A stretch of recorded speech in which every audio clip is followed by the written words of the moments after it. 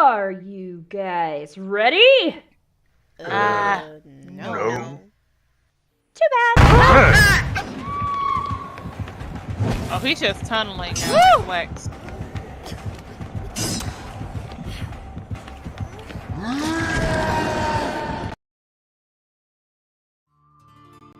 Are you guys ready? No. Too bad. Oh, he's just tunneling now. Flex.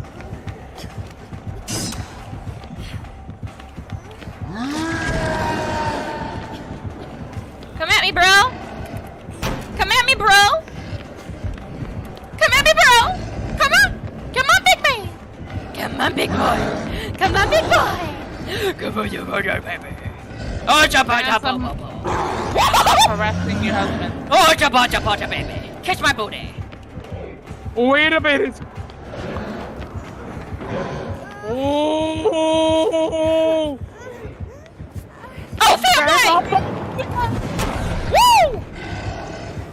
Baby.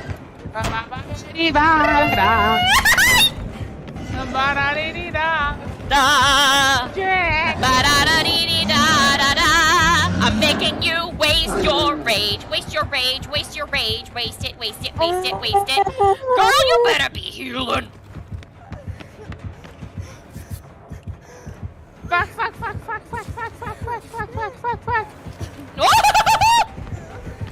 Yeah! Yeah! No! I want you to be my lover. I want you to be my lover. Yeah. Do. Drop her. No, fam. Wiggle, bitch. Yes! SCP-173 Object Class Euclid. Constructed from concrete, rebar, and spray paint.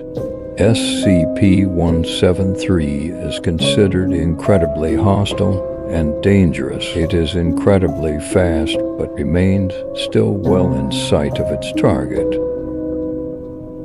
Attack patterns rely on line of sight. Experiments show that even a momentary blink means certain death. It is advised while cleaning out SCP-173's cell to have more than one D-class present. If cornered by this SCP, your directive is to follow one rule.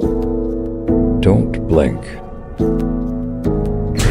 We both don't have stamina. Let's regain it. Well, then get your butt over here. Hop down and come around. Just kill the zombies that are down there. You've got 8 seconds. Am I grounded? You might be if your ass don't come up here. Oh, fam, that's evil. Oh, fuck you. Fucking That's okay. evil. Come on, fam, let's get him off him already, barely. I didn't think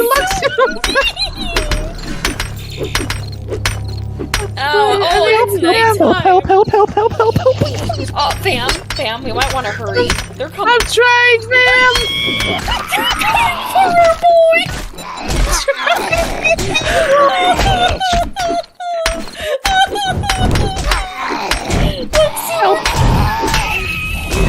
You freaking bitch!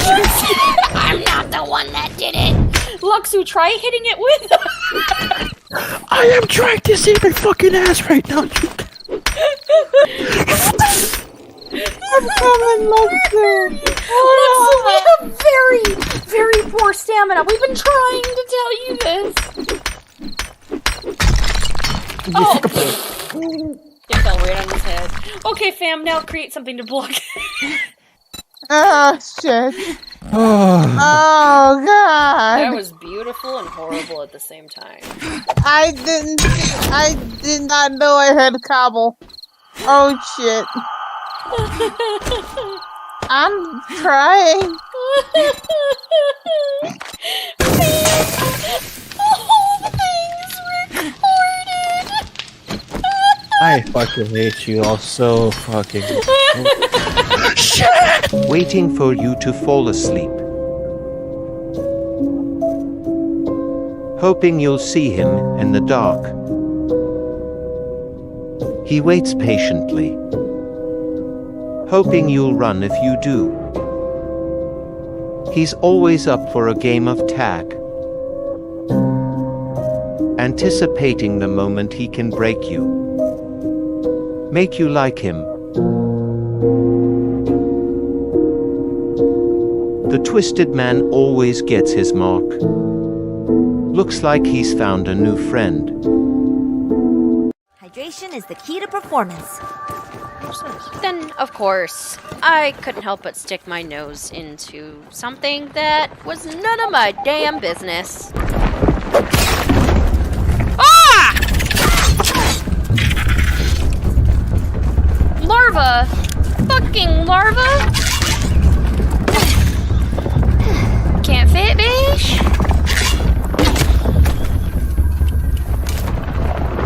I got one. Does that mean that's a larva too?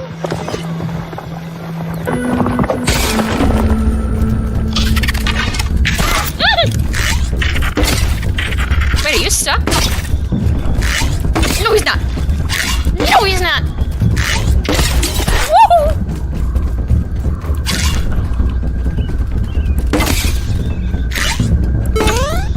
Oh, they jump. They jump. They jump.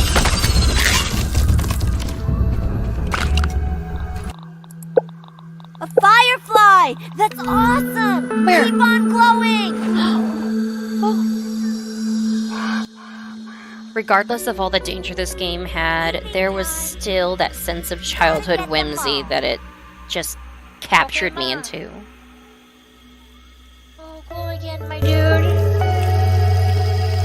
Oh, you look so cool!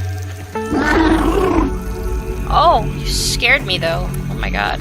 And those moments were always short-lived. It was at this moment that she knew. She fucked up. I'm ready to go home now. Maybe I should just run over to the base. I got too comfortable for my britches.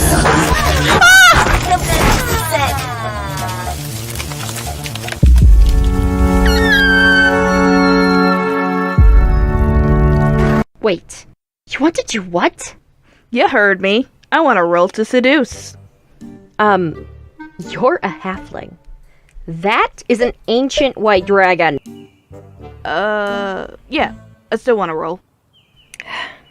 Okay, fine. Roll. Natural 20. Okay.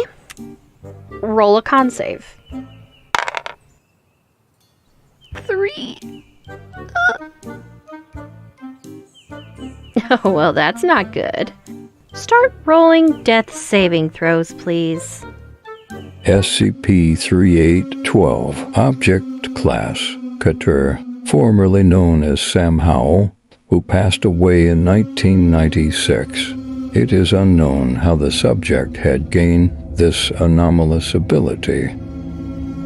Existing within this reality as well as the other realities beneath and above us in an infinite ascension. This SCP is impossible to contain, being highly unpredictable and dangerous. Being an omnipotent reality bender, this SCP can both control, create, and destroy any reality. Any reality that exists, even in a fictional sense, Sam exists in. What should I create next?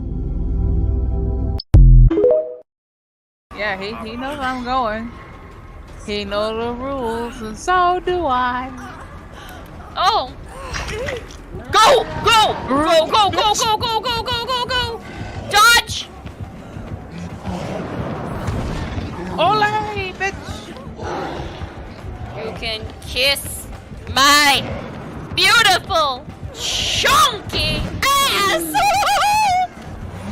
Kiss my beautiful chunky ass.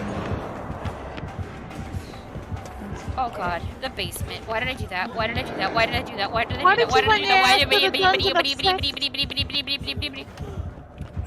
Is he top floor? I don't know. Yes! No, he's downstairs! Ooh. Oh! Oh! Oh, kill him! He's gonna kill me! No! No! I thought you preferred it when he... I want him to bam bam my wham wham, but not this way! Damn damn!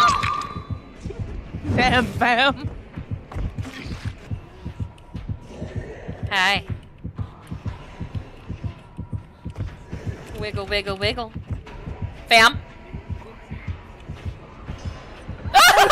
Wiggle, wiggle, wiggle. Get up, Bam! Emotional damage. Why would you do that? Why would you do that? No apparent reason. You're like, so he can focus on you and not me. You're like, oh damn it, bitch, please die. It would have been just you if you would have just shut the fuck up. No. Two clots for one. Hell yeah. Three-way. Yeah, go rescue her first. You might want to grab him. Because he's gonna come for Nicolas Cage. He got me. Run, fetch. What? Why would you do that, Ultimate XP? There's a reason why you're about to be my ex. I need you to shut the fuck up. I'm sorry.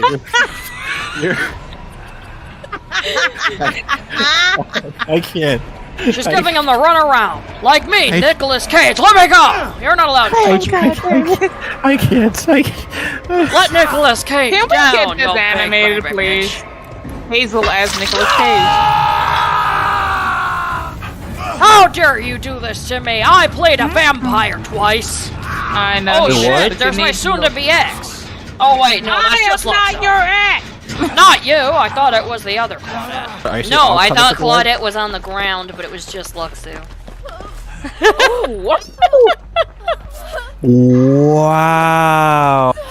Oh wait, that means he's coming, doesn't it? Oh, he's behind us. You might want to run. Hi! I took a shot for you. Be grateful. He's watching me. I always feel like someone is watching me. Sorry. Oh shit, I just fucked up. I try to take some hits, but apparently he likes. Oh shit! Hi, I'm Nicolas Cage. Sorry, Hazel, please. You can't touch me. I'm Nicolas Cage. I can't focus. I can't focus. Somebody touched the Jenny that I was massaging ever so lovingly in that damn house. Oh, I can't. If I spent my drink out, I'm gonna kill you. You can't kill me. I'm Nicolas spent Cage. my drink out. Don't worry, my girlfriend's Why? rescuing me. She gives great back rubs. She's taking me on a date, guys. Are you working on the Jenny in the house? Yes. Thank you. I'm here with my Right. girlfriend. Oh shit! He almost smacked my ass. Little did he know. I'm Nicolas Cage! Holy God shit, damn it it, keeps why are you- missing me! I tried taking a hit. He likes to hit you. He likes to hit. I'm right behind Right. And the domestic violence? You know, I was right next to you. He just did not want to mess with Like, just the take a cage. hit, please. I did Like, take go- a hit. I you. took a hit. You happy now? Take a notch. Oh shit! Oh shit! You know, I'm just gonna go heal someone. You know something, sir? Oh, is this you? Oh, I did not. He's actually begging in his own voice. I was right at a pallet. Somebody could have rescued me. I'm sorry. I'm wrong. Look, I am Somebody trying- work on the Jenny we were working on the road. Oh wait, Ooh. is he going all the way around the Ooh house? woo, ooh woo, ooh woo. Oh shit. Why are you hip? Oh woo! I'm blind, bitch. I'm blind, bitch. Oh woo! Panic, Segoy, panic. segoy! Oh Wait, where's god. the another- Ugh. Hazel, disgusting. If you do that shit again in that voice, I will literally drive my ass to your location. Sugoi Dekai. Does that mean you'll visit me? Yeah, bet No, you know I- I'll visit, but that'd be the worst thing to come and visit about. Just one smack. Just Where like is another Jenny? There's sure another one, right? At the end of the road, Oh no! I see him over there! Come over here, bitch! I'm Nicolas Cage! Fam, you gonna die for acting like Nicholas Ass's Cage. He avoided me because I am the cage. Before the traveling merchants knew what hit them, the caravan was descended upon by bandits on all corners. Nobody stood a chance. They pillaged, destroyed, and burned the evidence. As vicious as they were, they left no one alive. Man, that's a bummer. Hi, I'm Hazel from Hazel's Emporium, otherwise known as Booty from the AfterDisBooty Twitch channel. Hi, how you doing? So, you must be wondering what all this is about. Well, this is my bandit pack. I made this art pack so people could create maps a bit more easily for their bandit encounters. Whether it be D&D or Pathfinder, I think you'll enjoy using this pack. I made it to where each item is already pre-sized, so you can just drag and drop them and create whatever you'd like. I use these assets myself for all of my D&D games. In fact, you may have actually seen some of these assets used in our Crits4Breakfast streams. Not only are the assets dynamic lighting compatible, but there's over 160 items, 162 to be precise. Character tokens, bandit camp, building assets, worn down flooring, holes, pits, and shady looking decorations. Even starts off with 4 different maps for you to get started. What are you waiting for? Stop by my Roll20 shop and the link down below. Take initiative, roll initiative, and game on.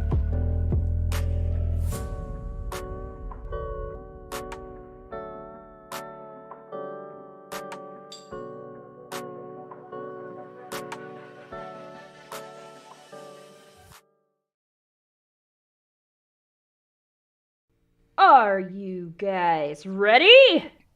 No. Too bad.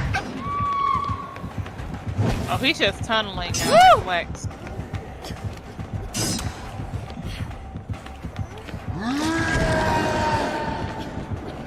Come at me, bro. Come at me, bro. Come at me, bro. Come on. Come on, big man. Come on, big boy. Come on, big boy. Come on, you baby. Oh, chapa, Harassing your husband. Oh, chapa, baby. Kiss my booty. Wait a minute. Oh! Oh, family! Woo!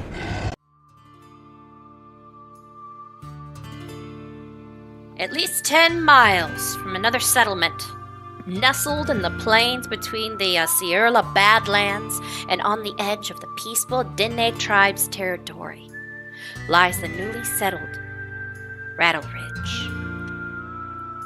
A small settlement made up of no less than 14 people who longed for a new beginning.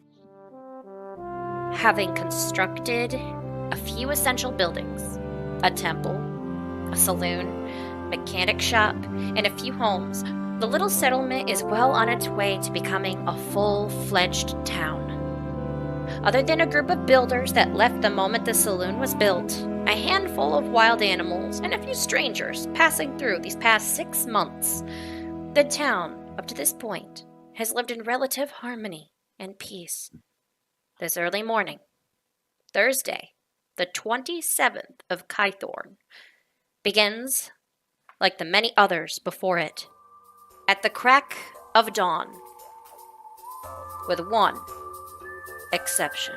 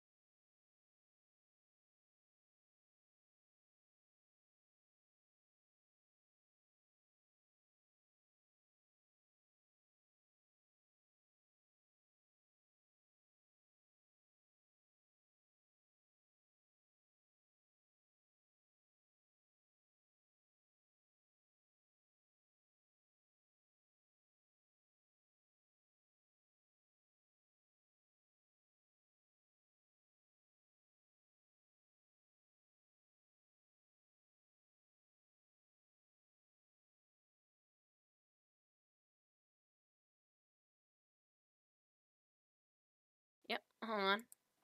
All right.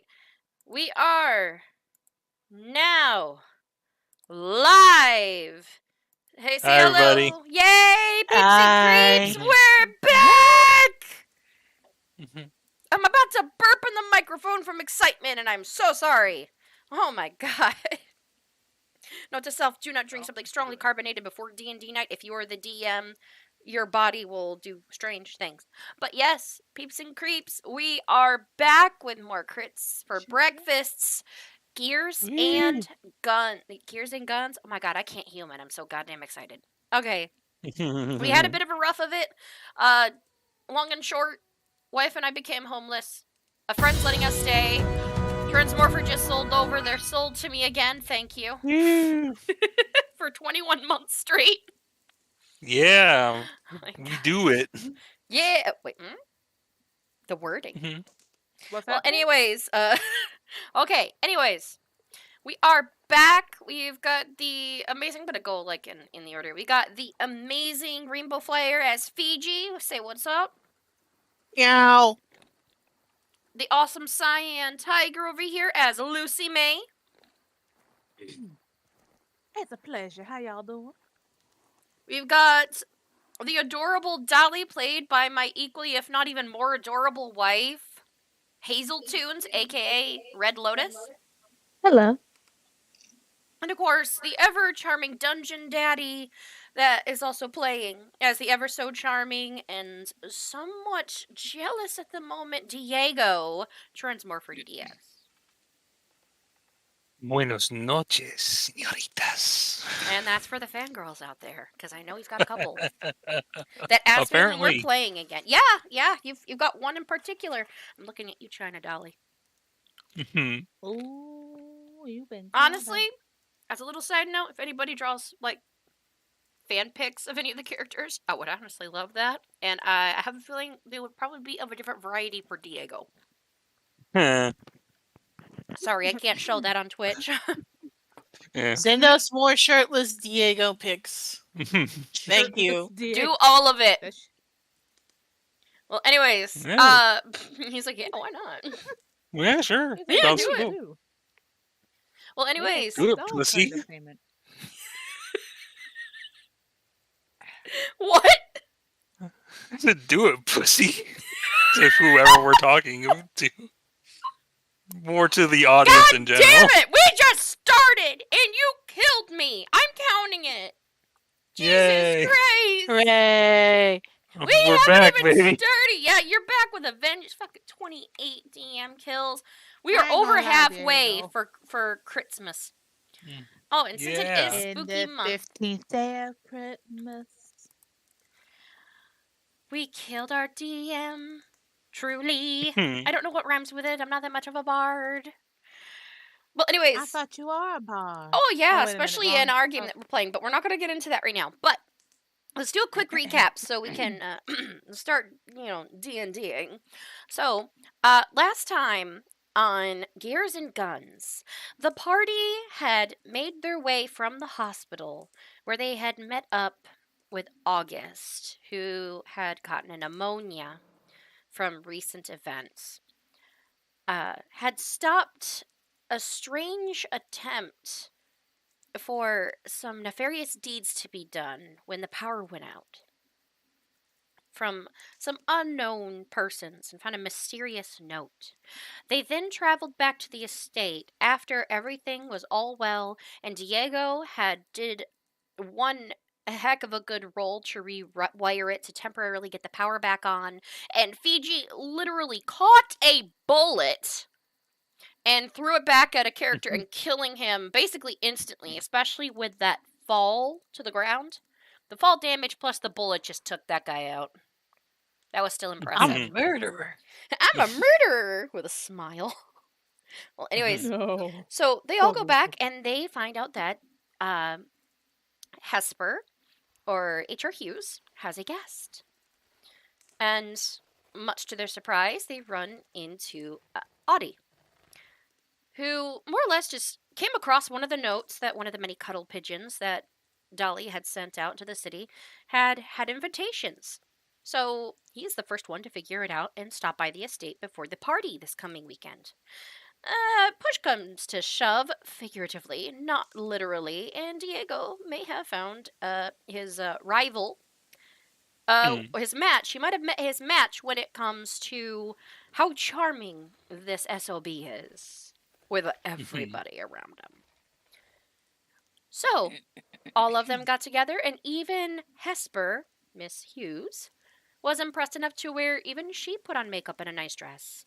Now all of them are out to dinner at a fancy restaurant. Let's see how this night goes, shall we? All right. And of course, before we get completely into it, let's go to Fate's verdict. Got so caught up in everything else going on, I forgot about this. Yeah. We're zoomed in. All right, everybody, draw your cards. I'm scared. First of all, I'm scared. we gotta ask, hey, All right. DM, how are you this evening? How are you? I am alive. Ready to play. I'm in the zone. I want to get back into D&D so bad. I miss it so much. I miss talking with all of y'all and playing. And I miss you too, peeps and creeps. We have all missed you. Of which, I'm sorry, I'm like shoving chips and dip into my mouth because I'm excited but also hungry. Yeah. So, Some involuntary, what's it called? ASMR. I was going to say something else, but that's also not safe for work. Hello, Miss. well, if it does help, I am playing in a former dungeon, but that's a story I'm not going to share online. So, anyways, we have drawn our cards out. Let's see what the fates have decided for our players this evening. Everybody, flip your cards, and we will start with Diego this time and work our way over to Lucy May. All right. Oh, we got an interesting one. I spy with my little eye. Next time you roll a perception check, you will have found one free item in accordance to the roll. Nice. And I'm gonna go ahead and collect that. Oh, Fiji, what'd you get? I see you. I can't be taken by surprise this session. Oh, nice. In other words, yeah, you're literally not gonna be surprised at all. Miss Dolly, what'd you get? You gonna rotate it? Here, maybe I can flip card for you. Oh, no! Ooh. I don't have anything. Okay, what do you have worth 10 gold pieces on your person? Probably like some torches or something in your starting kit. Or jewelry. I have a winter blanket. No, it would be something of monetary value. That, or... Okay, I'm gonna give you a choice. It could be something on your character's person, like jewelry or anything else that would be considered of gold worth. Because it has to be shiny. Or, I can save it for a surprise this session.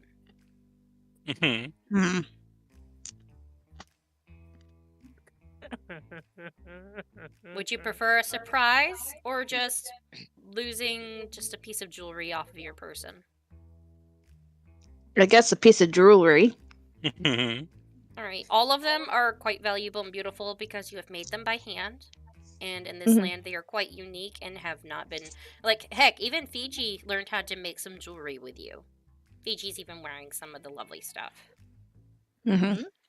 So, a bracelet, or anything else of the sort, because I know for a fact they are worth 10 gold. Probably one of my bracelets. Alright, one of your bracelets, one of the chonkiest ones, is disappeared from your wrist, and you're gonna notice when you sit down to dinner that it is gone. Alright, so I'm gonna go ahead and take that back. I'm so sorry. You just keep losing money. Why do we have all the robbery ones?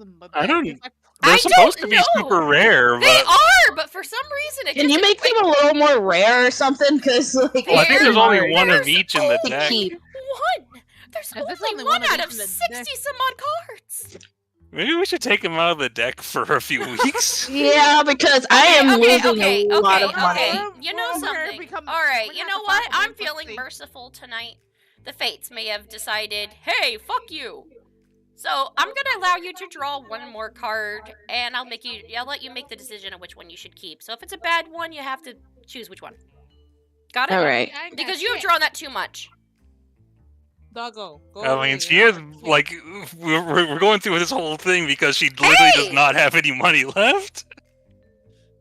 Pick one other player. Both of you draw an additional card and choose which one to keep. Discard the others. So, go ahead and draw one more and choose another person to draw a card from. Anybody have a bad card? We've all got fairly good cards, except but, for you.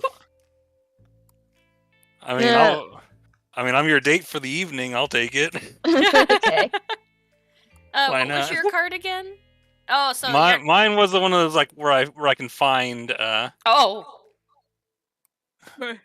I'll take the jewelry. Jewelry's gone. Oh no! But what would Diego have? Oh, I accidentally hit. You know, maybe Saying that's not jewelry a wasn't split such a card bad first. idea. Well, I mean, luckily I get to choose which one to keep. Yeah. So I'll keep the other one. So either way, I lose my jewelry. So that was a waste of time. Fuck. Okay, question, Diego. Could you roll a d6 to see what kind of curse you would have had? Sure. Let's see what I would have gotten if I'd kept this. For some reason. Wait, what does that say? 1. What is that? You have inner monologue. And you Say see what what you think. that would have been perfect for tonight. No, I don't think I could comfortably say all that. So everything comes to his mind. It's just like, oh wow. Good thing you don't have it. Well, I think the other thing is like he's like constantly thinking. He's got a busy mind, so he does. Okay, so technically, you lose a bracelet, something that you can make new. All right, and of course you got Hearth's Mercy, correct, Miss Lucy May? Oh yeah, hold on. I forgot we were dealing with Dolly for the whole time. I feel bad, bro. All right, so anybody injured? You and your party members will heal a total of 15 hit points each. Oh, right. So how does this work? I don't think we got injured. For the entirety of that, did any of you get injured at all? No. Well, because we took a rest before we got started, but we did level up, and I didn't increase my current hit points to the maximum, so I'll just. Wait, did I level up too? Hold up. I mean, we all did at one point. Yeah, earlier. at one point. So long. It's been. What level are we? Like 5. Level 5 now. Yeah. Okay. Yeah, you're all good. You're already leveled up. But you know something? I can have it to where if you want, you can probably tally it out. Mm-hmm. And have you, like, you can, as I said, I'm in a good mood tonight. You can probably take those hit points and spread them evenly and probably take, like, an extra hit point or something off if you want to just distribute them to your party as something temporary. Yeah, 15. Hold on, I'm doing some calculations here. All right. Actually, okay, there's something I was going to be adding to this card. If no one's injured, I was going to have it to where you can have it as a surprise bitch you're healed kind of card instead. Can we make it that then? If you want, instead of having you do math, if you want, guys, that's the one thing I was thinking about doing. So instead of if you start the session with absolutely no damage done, it can be a heal one party member for 15 points card. That makes sense. So It's somebody like an action. gets hurt. Yeah, so it's like a free heal card. It would be considered a free action. Yeah, and it's gonna be for anybody and yourself, right? Like Yep. you and or okay. All right, so it'd just be like whomever you pick. So if someone goes down, go ahead and keep the card. And if something happens, you can literally instantly heal somebody because mercy was given. Okay. So Hearth said that I could slap y'all in the ass for 15 points. Oh, that would be interesting. Anyways. All right, everybody. Everybody, get your fanciness all started up. Remember that many of you, like Diego, you've got some lotion on. But everybody else, you look like runway models. Your makeup was done damn well.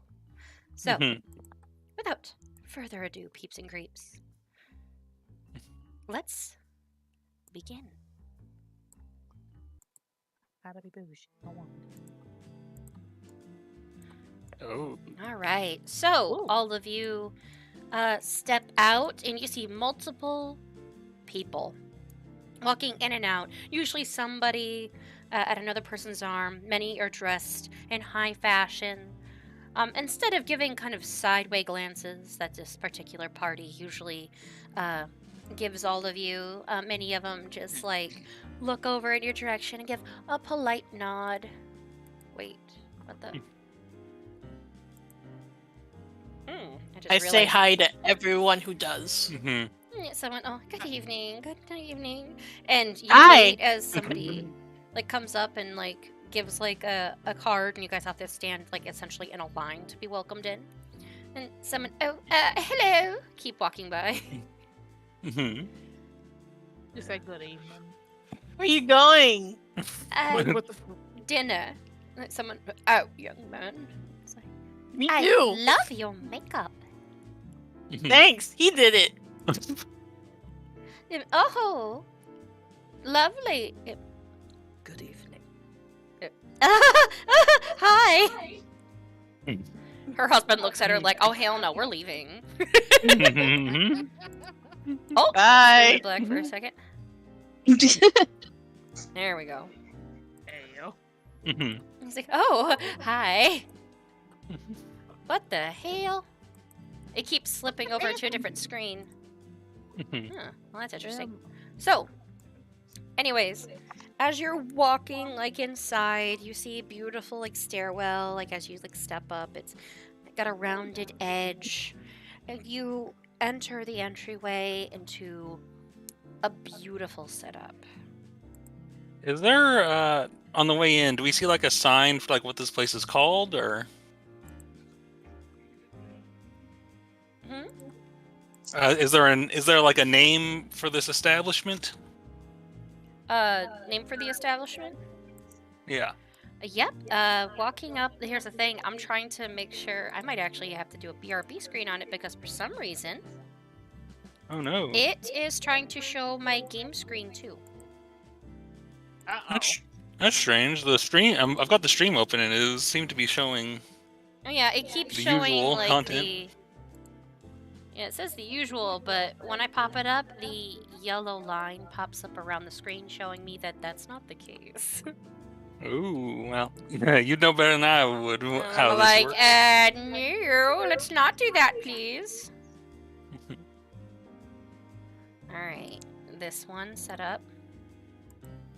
Alright, must match.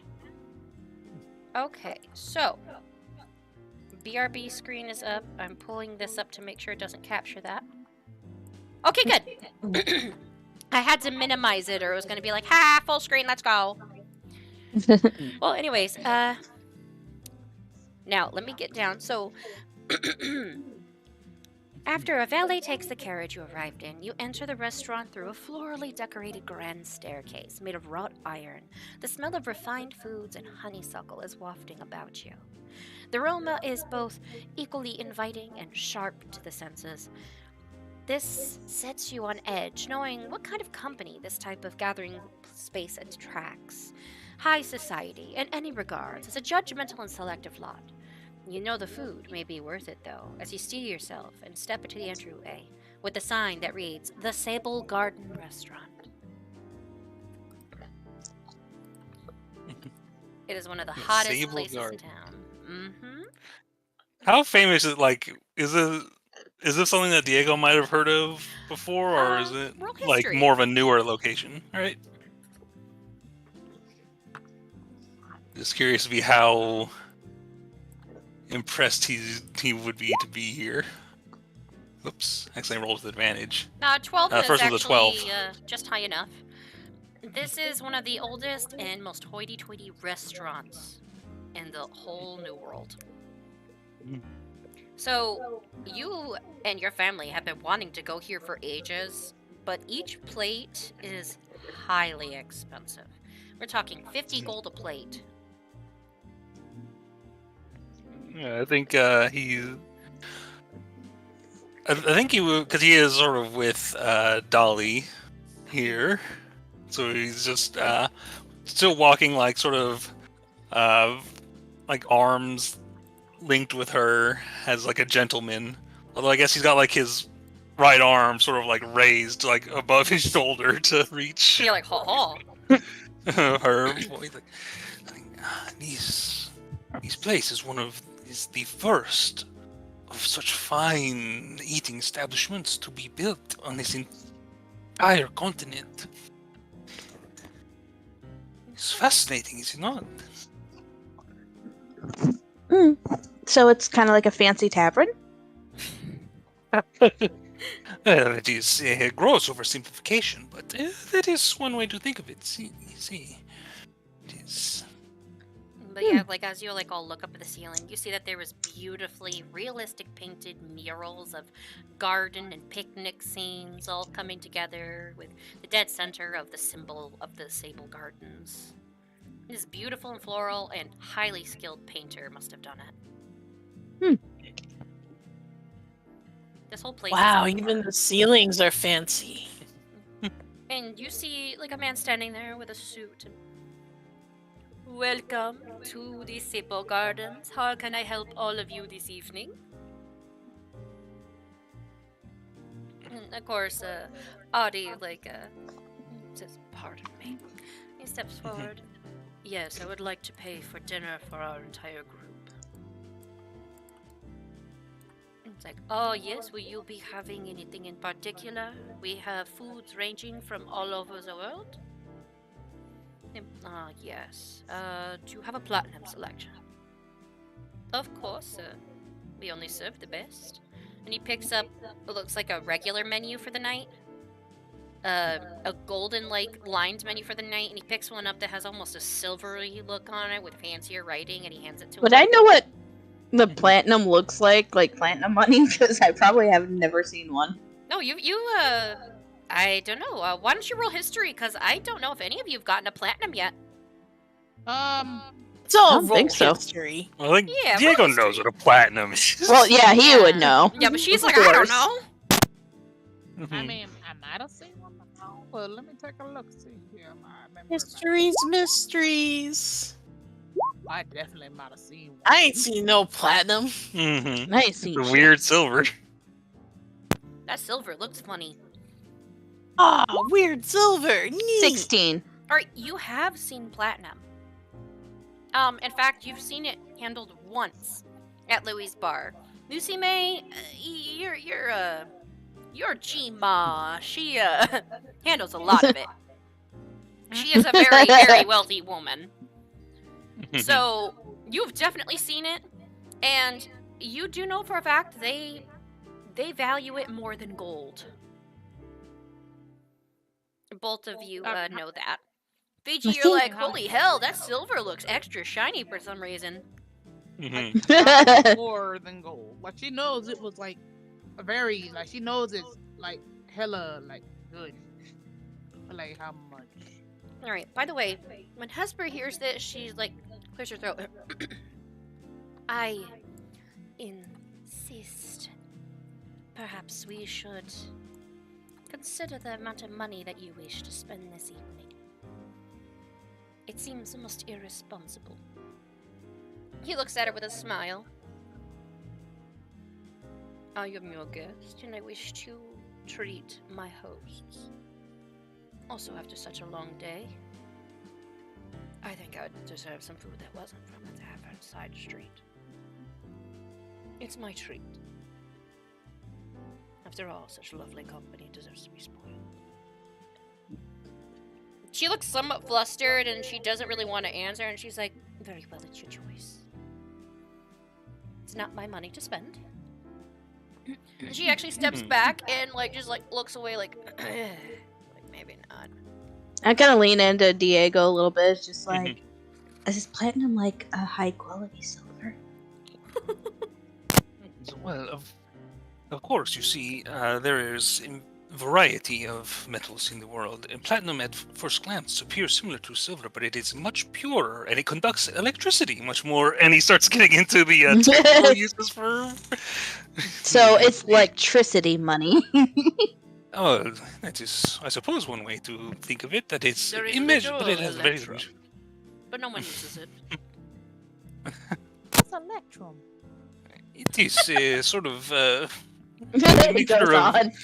of gold and silver, although it talks about electrum for as long as. I'm hungry. I'm hungry. Like, oh, here's the thing. Like, Audie already pays for everything, and he turns around.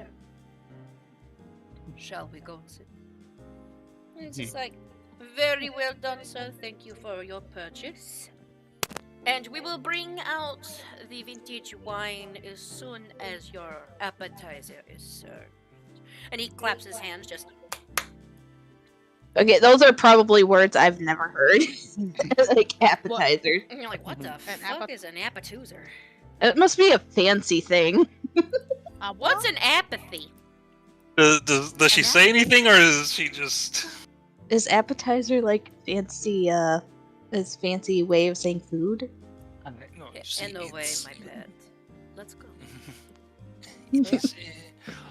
Consider it like the root word appetite. It is a thing that it is a means of consuming food. It represses your appetite temporarily while they prepare, but it also awakens your appetite to feed.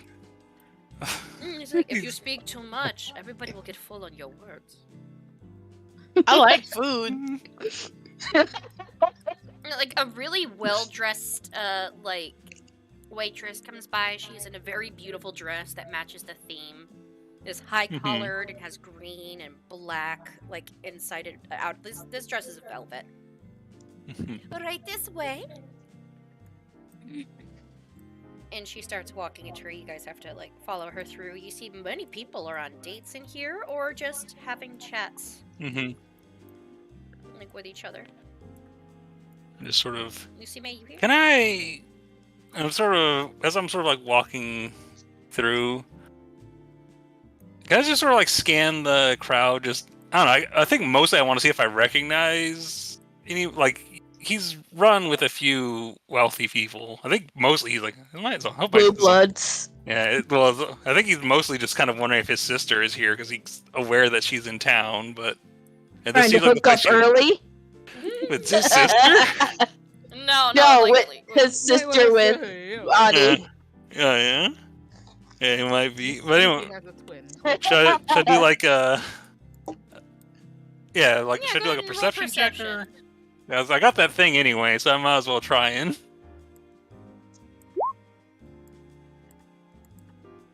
Alright, 5. All right, not much. You're not noticing too much. Many of these people you've never seen before. In fact, most of them are almost all in the blur because you almost kind of start to sweat because you realize every single wine glass is made of the finest crystal and the tips are lined with real gold. The placement of every single thing in this room is the highest of society. Your parents would have almost killed to be here. You almost feel a tingle in your hand a little bit. And you kind of like have to push it away for a moment and you focus in on your group instead. I think he doesn't fully realize he's doing it as his like grip sort of tightens a little bit on Dolly. I kind of look at his grip and I like put a hand on his and it's just like looks. She looks at him. It's like, Diego, are you okay? I'm just. Are you not feeling well?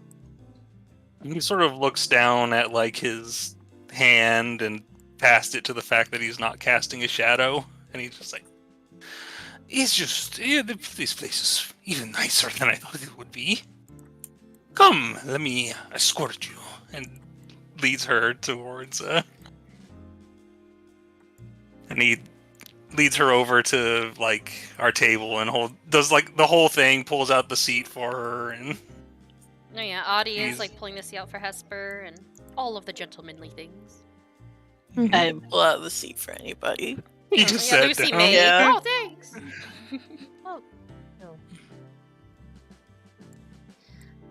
Would you like anything to drink? And of course, you do pass by, like, those of you who, with your passive perception that didn't have to roll, like, for it, you do see many couples are here. You even see, like, a odd-looking couple, like, enjoying, by the looks of it, an anniversary over there. Giggling and talking quietly amongst themselves in a private booth. This is a really fancy noodle house. Hun? Yeah? Oh, sorry, I couldn't hear you for a second. Oh, I couldn't hear you for a moment. Were you talking? Okay. I think Diego's gonna order an agua fresca for himself because he's not a. Oh, what He flavor? doesn't. He.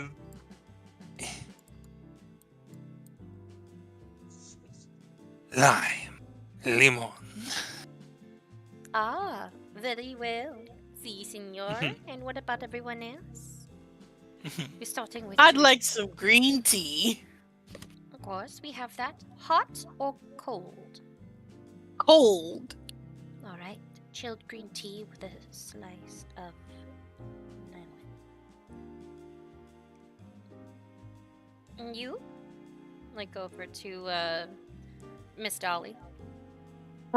Water? Very well. Would you like that with the glimmer or just cold ice? Tilt her head. Go for it. Is all it Fiji, is Fiji ice. elbows Dolly and says, "Dude, go for the glitter." Mhm. Glitter? Glimmer? Yeah. Glitter? Glimmer water? Fine. And what about you, young miss? I'll just have a water to start. Glimmer or just iced? Just ice, thank you. And you? I would like a glimmer water, please.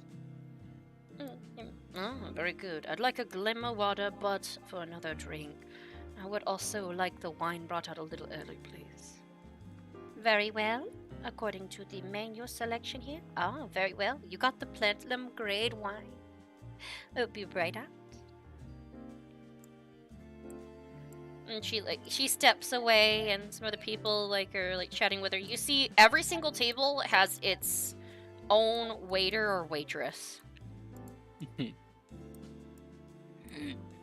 So now you're all sitting there, and after a moment or two, your drinks come out, and you see that your drinks are bubbling and sparkling slightly, like there's magic in them. If you got the glimmer water. It's essentially their answer to soda, almost. The sparkling. I guess that is one. basically what an agua fresca is. Yours is actually glimmering as well, but yours actually has the lime aqua fresca in it. Yeah, but hers is it's glimmering, like little dancing lights in it, as well as bubbling as they go off and pop.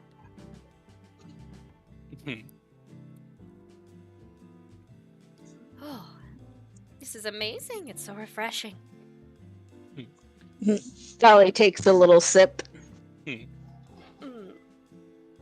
I do have a question for you, Mr. Audie. I have an answer. Why spend so much money? First thing, I told you I wish to treat you, and also I'm treating myself. Dinner's no fun by oneself usually. Company makes the food all the more rich, and the wine sweeter. Very well.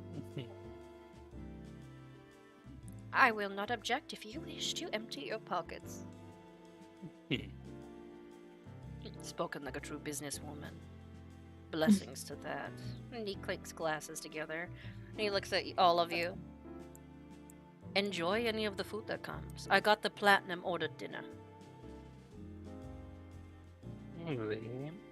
Muchas gracias. Thank you. I hope it's not too much for you. No, not at all. I did travel here after all in my own boat. Is You said this is your first time in this country? Indeed. Hope the travel wasn't too much. It can be, hectic. It was a long couple of weeks. Well, and I understand you come from from the river home country, see? Indeed. How familiar are you with the history and nature of this place? Not too well. I do know it is a land of new opportunities. And I also know that there's not many of my shops here. So expanding in every country is a goal of my family. Yeah, that is. This is the city to do it, I suppose. Indeed. When I came across that fluffy, strange pigeon that tried to overtake my driver.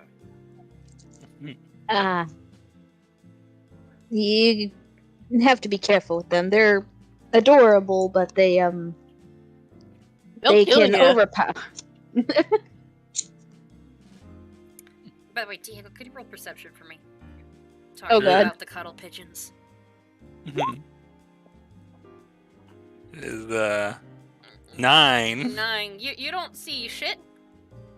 By the way, did you still keep your card where you like roll for what item you get? Yeah, I was Go looking ahead at and roll for because I that. rolled. Well, do I roll separately from the perception roll, or is it just the perception roll counts towards whatever I? Pretty much the perception roll. Alright, because my first perception roll was I rolled a 4, and which gives me a generic rock. So I think I noticed I don't know if it's like a decorative rock or something, Oh, and that just beautiful sort of river pebbles. It's generic, Yeah. but it's pretty. Sorry about that. yeah. I'll pocket one of these. a river- memento. Yeah. But I think actually Diego would pull out some of his notes or something. And he's like, I saw something the other day. A reaver in armor. I am a bit of trained in the art of armoring myself, and did not recognize the make of his armor. And he would have sketched it at some point, and he just sort of that armored man, that guy with the spiked reaver armor we saw earlier. All right. Did you I just roll want for the to see how detailed it was with your drawing? no, I was about to say what would I roll to determine, because I don't think he's got his supplies with him here, so he can't really do his. Usually, I consider drawing a dexterity style of roll. Why don't you roll dexterity? Because you have to be dexterous with your hands to draw. Yeah. 10. All right, it looks pretty decent. It's about standard, It's, to show just the basic outline of the armor. It's pretty good. Yeah, just sort of give him it's not doesn't have the fine details. It's more just the general form of it as he shows it to him, and just curious to see if he's ever seen this particular design before. Oh, I remember this dude.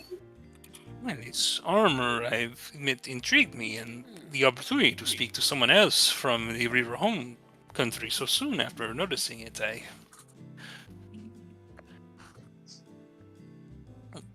He takes it. Have you ever seen this design before? All right, he shall roll. Mm-hmm. That is modifier. Okay. I see. Oh, well. By the looks of it, it is an interesting armor. It looks like a combination of Nightchild armor and Reaver armor. Because of the hood. I don't know. I've seen it around, once in a great while. I've only actually seen it once. It's rare, I know that much. Really? Where did you see this distinct armor before? Once, about 70 years ago. 70? Forgive me, I sometimes forget that Fobogs live long lives like elves. Yeah, indeed. Your father was probably not even born yet. He kind of like smiles at this. Such a short time for us. Well, I saw it once when I was going through the main Riva city, on the outer edge of the ziggurat. There was a festival, and we were over there. I was making sure to stop in at one of our many shops. And I had seen it. It was actually being made. I'm not sure if it's the same one, but it's a similar. I saw one being made, and it looked like it was being tailored. A Reaver was having it made. Usually they drop into that shop if they're making something for their children. So it's probably a coming of age present. That would. Do you have any sense of how old the Reaver we saw earlier was? Who was wearing this armor? Go ahead and roll a history to see if you could try to figure out from what you do know about Reavers. That is a 22. Okay, so thinking about it, he seemed somewhat young, but Reavers, you know, they age just as slow as elves. But usually they get bigger with age. He was relatively tall, but he did not look like he was in his, like, 70s quite yet. He might have been. You can't really tell. His face and everything was mostly cloaked. The figure, like, just gauging the fact that Reavers grow in height consistently over their lifetime, he didn't seem to be over 70. No, he was possibly around that age. That's what I mean. You couldn't really tell, like, with his features or anything, because they have a habit of also getting bulkier, and he was muscular, but he did not seem overly muscular. He still seemed relatively young. Alright, so it seems unlikely to be the same guy. Possibly. It's like, Well, unfortunately, the person I saw, Reavers age so gradually it can be difficult to tell exactly their age, but Very true. it may not have. Of course, I saw him, but at the moment I was mostly distracted by this unique armor. When did you run into this, gentlemen? We passed by him on the way to visiting your brother. So you just saw him in passing? Interesting. Yep. Does she? Does she just seem interested, or did she seem like she actually recognized curious. She's asking curiously. Okay. Yeah.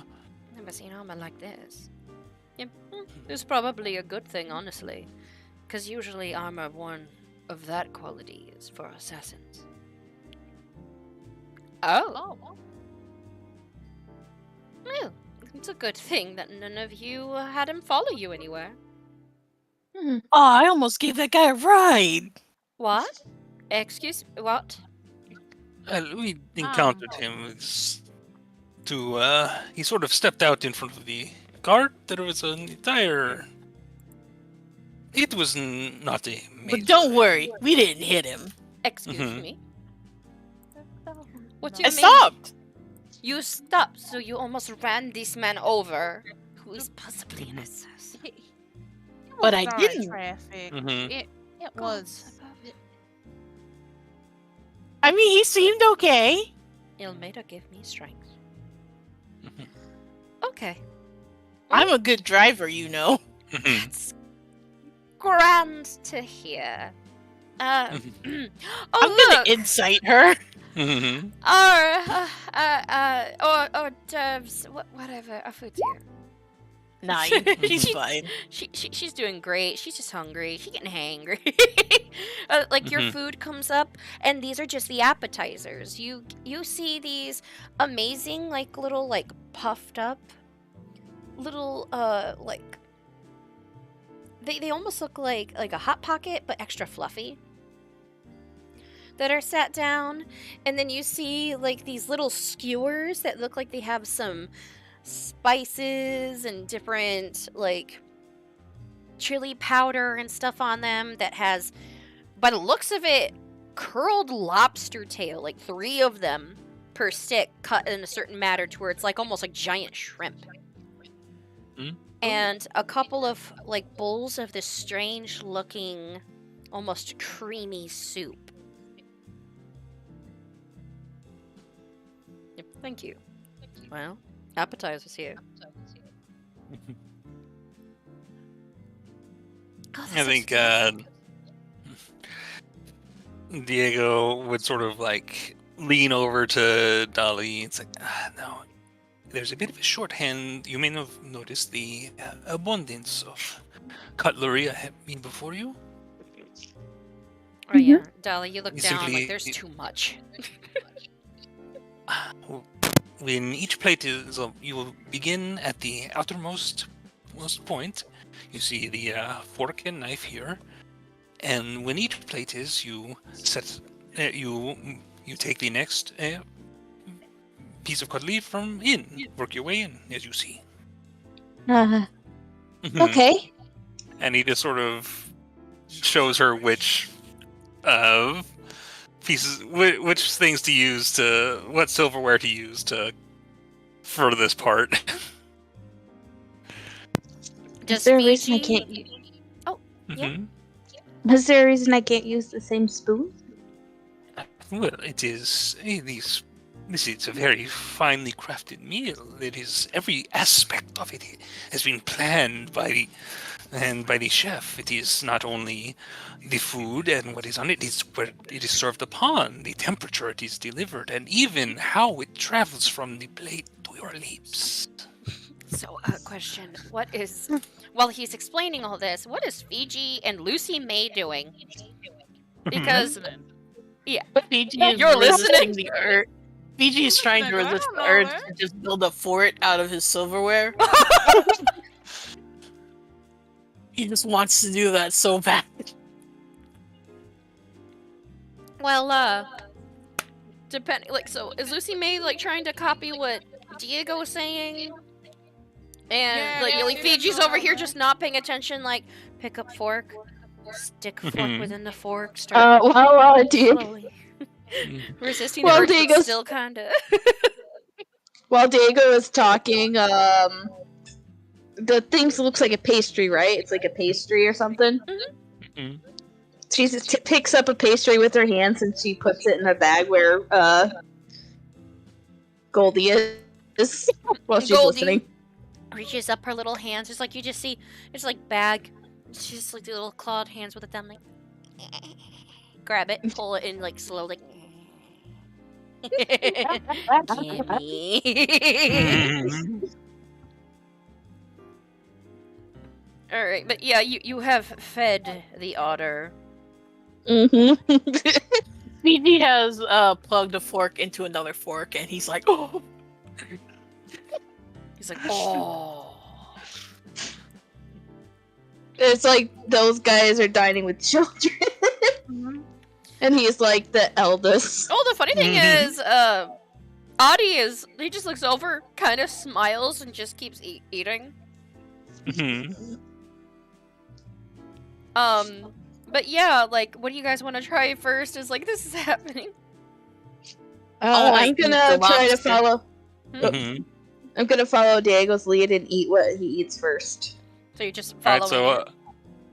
I think Diego would have made sure to get like, sort of like politely gather like one of everything and arrange them like in a little semicircle on his plate, and is just sort of working his way through them in a clockwise fashion.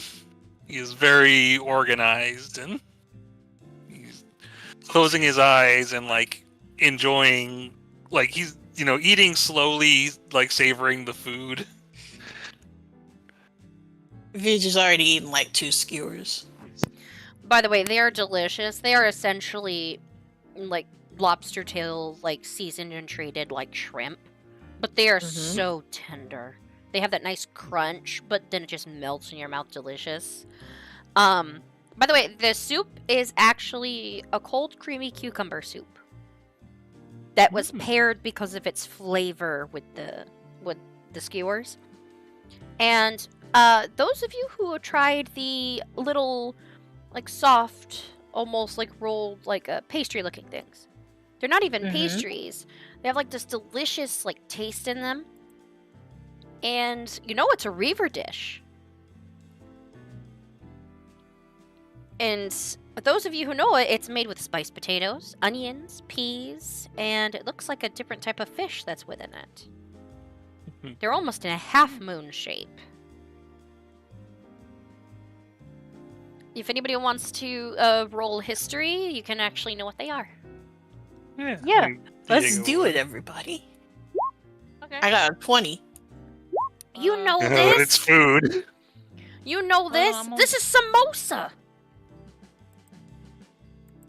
What about you? Oh yeah, this is samosa. You've only really heard of it. No one's been able to like serve it much in the country.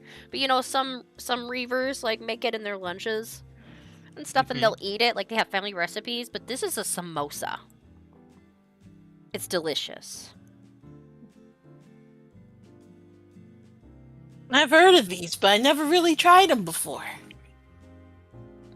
Oh, that's pretty good. Samosa are delicious. They're delicious. He smiles. And the taste, combined with like the soup and the fish, everything, even though it seems oddly put together, fits just right to make a little symphony in your mouth. There's a party in my mouth, and you all can come in, but you won't fit. Hesper tries not to cough up her food.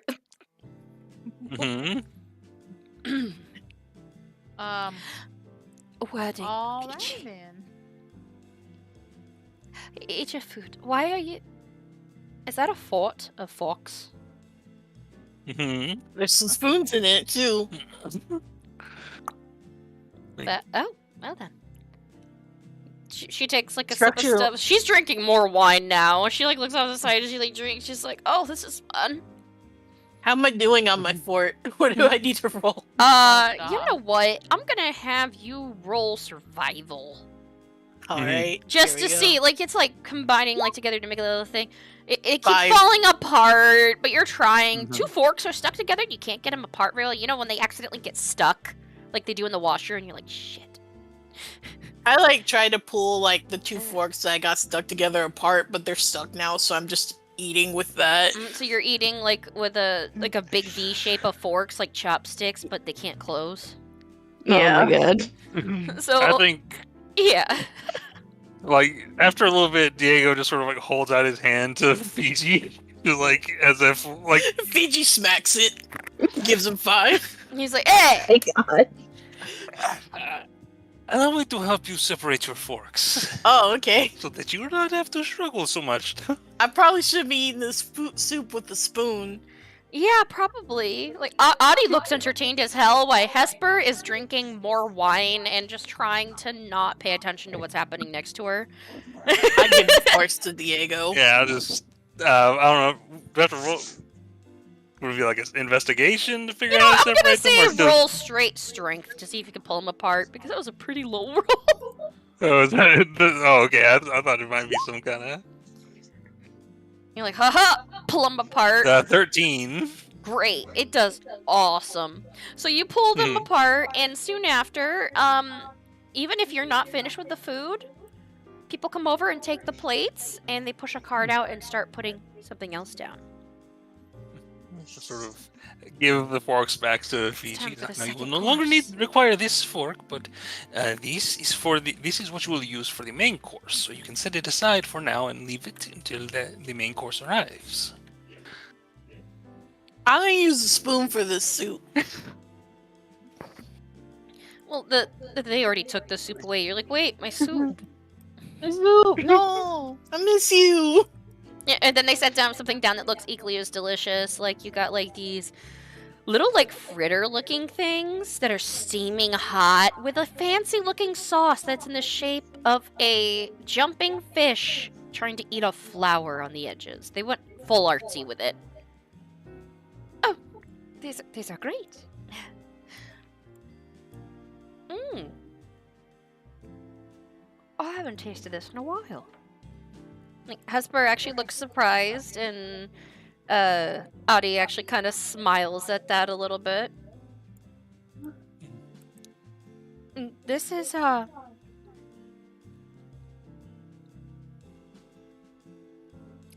bird that's usually in the old country. Father would bring it over. It's a type of poultry. No, sort of, the large, the hatchet beaks. Delicious. Like a... Yeah, Audie just looks at you. It's like a giant chicken with a sharp beak. Ah, big chicken. I get it. Like a turkey? This right here is actually a part of the most tender meat on it. This is actually part of the gizzard. You'd think it'd be more gamey, but it's actually quite the delicacy. He picks up, like, the piece and he pops it into his mouth. And essentially, like, when you do put it in your mouth, it, like, the meat is savory and delicious, and then it just starts melting. And almost has, like, a Pop Rocks sensation for half a second, and then just is gone. Yeah, I'm giving a little bit to Goldie. Oh. And her hand reaches up again. You're feeding the otter. It's like feeding your child. You're just putting food in your bag, and you just keep hearing from the bag. Keeping her sated. Honestly, I think Lucy May can hear that. She should sit here like, I'm gonna pretend I ain't hearing it. So you guys finish that up, and they actually, like, take the plates. Like, yeah, it's so fancy, you just get, like, a small thing, and they take it away, and now they're bringing out more plates, and it looks like this is the main course. They clean off parts of the table and take away some of the flowers, and then sit down the largest, like, reptile-looking roasted beast you've ever seen. Oh. And it is steaming and smells like a banquet. It smells so good. Ooh. Have I ever seen this before? Or would I know what this is? Roll history again. Alright.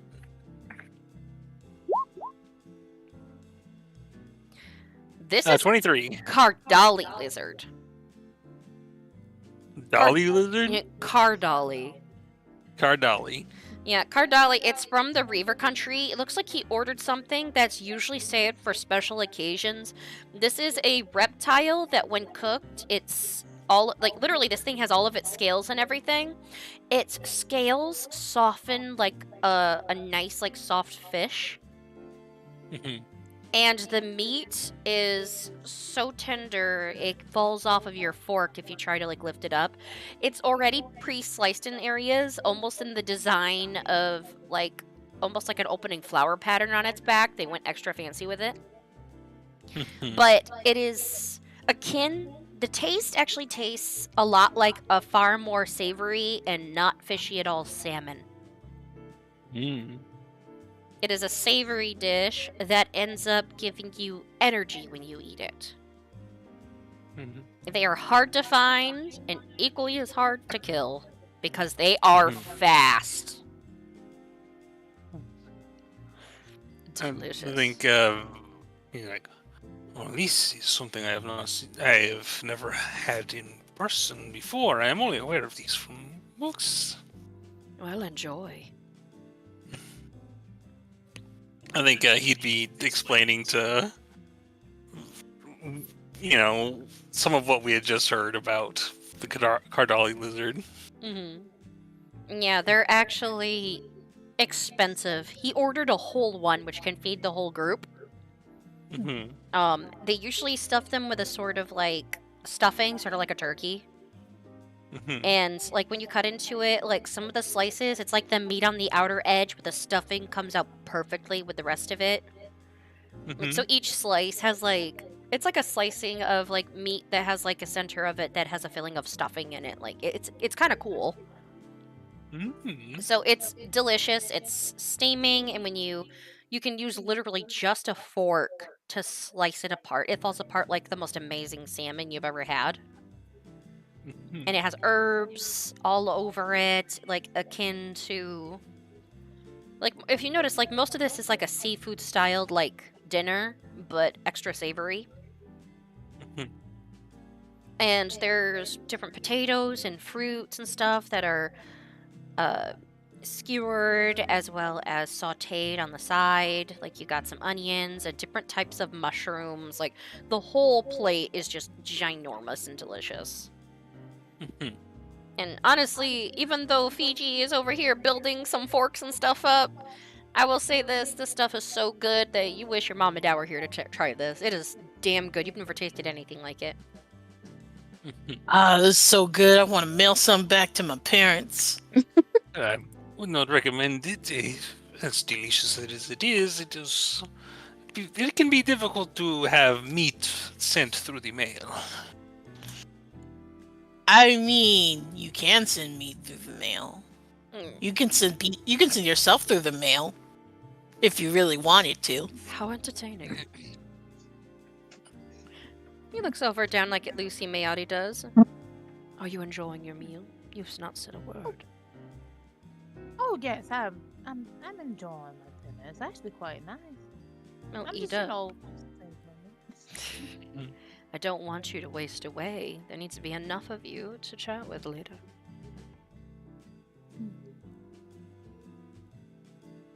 I'm a little flustered. I'm okay. Give me your speed meat. Let me devour your speed. I do not think that's... Sure, enjoy the meat. Yes. Fiji is now just chowing down. Hesper, she is completely ignoring what's happening to her direct right and enjoying this because, like, she just, like, looks, like, so satisfied with this meal and tries the wine with it. Her, ooh. Actually, are they bringing out the... Oh, that is. A guy comes out with a pure crystal-looking wine glass. And it looks like it is, like, glistening on the inside with this beautiful, almost an opalesque liquid. Ooh. Beautiful. Ooh. Yes, perfect. And they take it, and he starts pouring some wine in each one of your, like, crystal glasses, and it almost has, like, oh my gosh, what's it called? Oh my gosh, like, almost like an opal-styled, like, liquid. A pearlescent kind of Yes, thing? thank you. It has a pearlescent look to it. But when the light hits it, it looks more like... The shimmer itself... Oh my god, I can't think of the word. Holographic. The shimmer is almost holographic in color.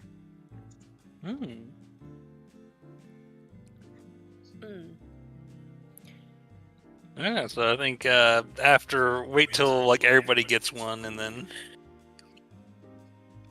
Future prospects. Future prospects, and he is gonna actually, even though he's sort of all this gold and shyness has made him a little uneasy about his thing. He is gonna drink this because he can't pass up an opportunity to try such a nice wine.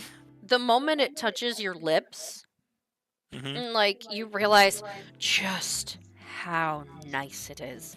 Like, you want to, like, gulp it down, but then you're like, savor it, savor it, savor it, savor it. Because you can barely taste the alcohol.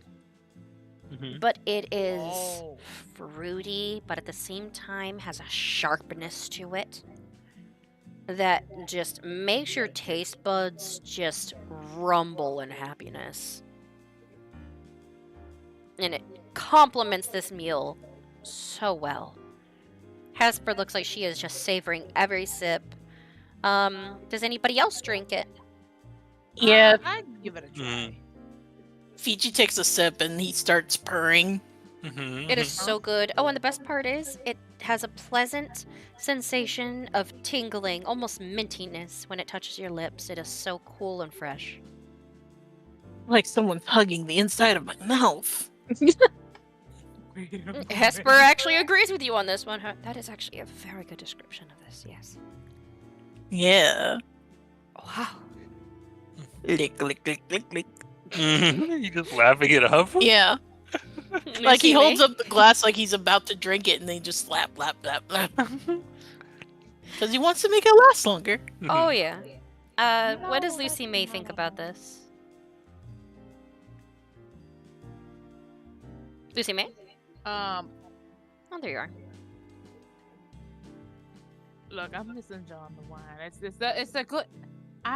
It's the now. Oh God, it's something that I'm trying to think if I have ever because I wonder if her grandmother made something like this because I know she always.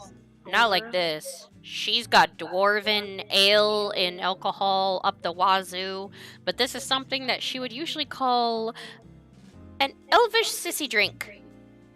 She would call this an elfish sissy drink? Yes, but she wouldn't pass the chance up to try it, though, because this stuff is expensive. So if it's expensive, she's like, if it's good, it's expensive. In fact, the glass that it was poured from is pure crystal, like the wine glasses.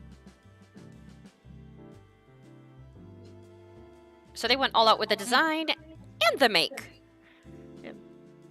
I made sure that they had the celestial white wine tonight. Asper almost chokes. This is celestial wine? This is how much? Don't worry about it. Sorry. I drink one of these about twice a year. Yeah, when he says that, those of you who know the wealth of it know how wealthy this man is. If he has two bottles of this a year, you're like, oh wow, it's a pretty drink. You drink it. Oh, this isn't too bad. The thing is, one glass won't get you drunk. That's why I've had none of you actually roll Constitution. The second glass, however, may. It's made to enjoy. I'm gonna give like a little saucer sippy to Goldie. No. You're giving it to Goldie? Yes. Okay, the thing is, for you guys, it would be fine. Okay, you give it to her. Let me Okay. I don't think Diego would notice her doing that because he's not very observant. Hey, are you delightfully doing this? Because if you're not, I think I'm sitting right next to you. Roll sleight of hand, Dolly. Roll sleight of hand. Sleight of hand. I like how we all say it, and then she's like, "Oh shit, y'all for real." 5. And you're like, "Oh, neat." You take it. You actually pour some of it onto a saucer and just sit it down like in your bag, and you hear.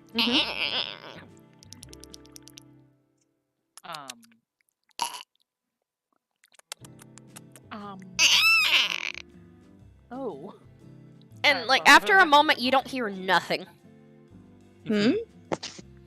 Alright, Dolly, you look down, and Goldie is no longer in the bag. I look around.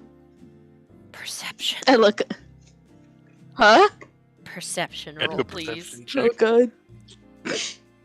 You're looking around, you're like, 21. You look around, and you see that she is climbing up a curtain across the room. And it's going right up on the wall, and she's heading towards the chandelier. And she is hiccuping as she does so. She stands up, quickly. Immediately, Audie's, stands. And, can I help you with something? All right. My lady. Goldie. Goldie. Who? Who? Goldie, get down. I think Just I will. like looks up Okay, and does saying anybody that. like follow her gaze?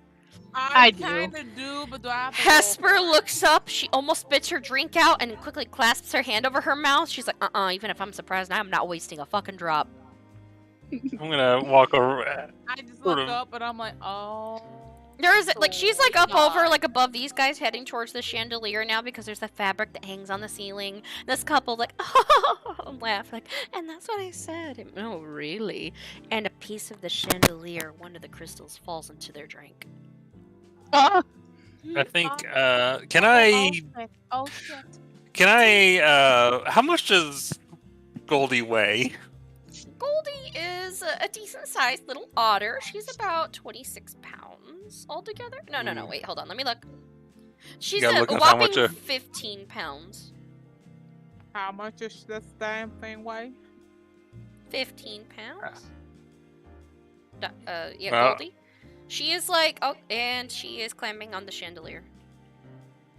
'Cause, yeah, my mage hand can only carry 10 pounds. I'm so sorry. You're like, Oh, but you do mage hand, right? You're trying to grab her.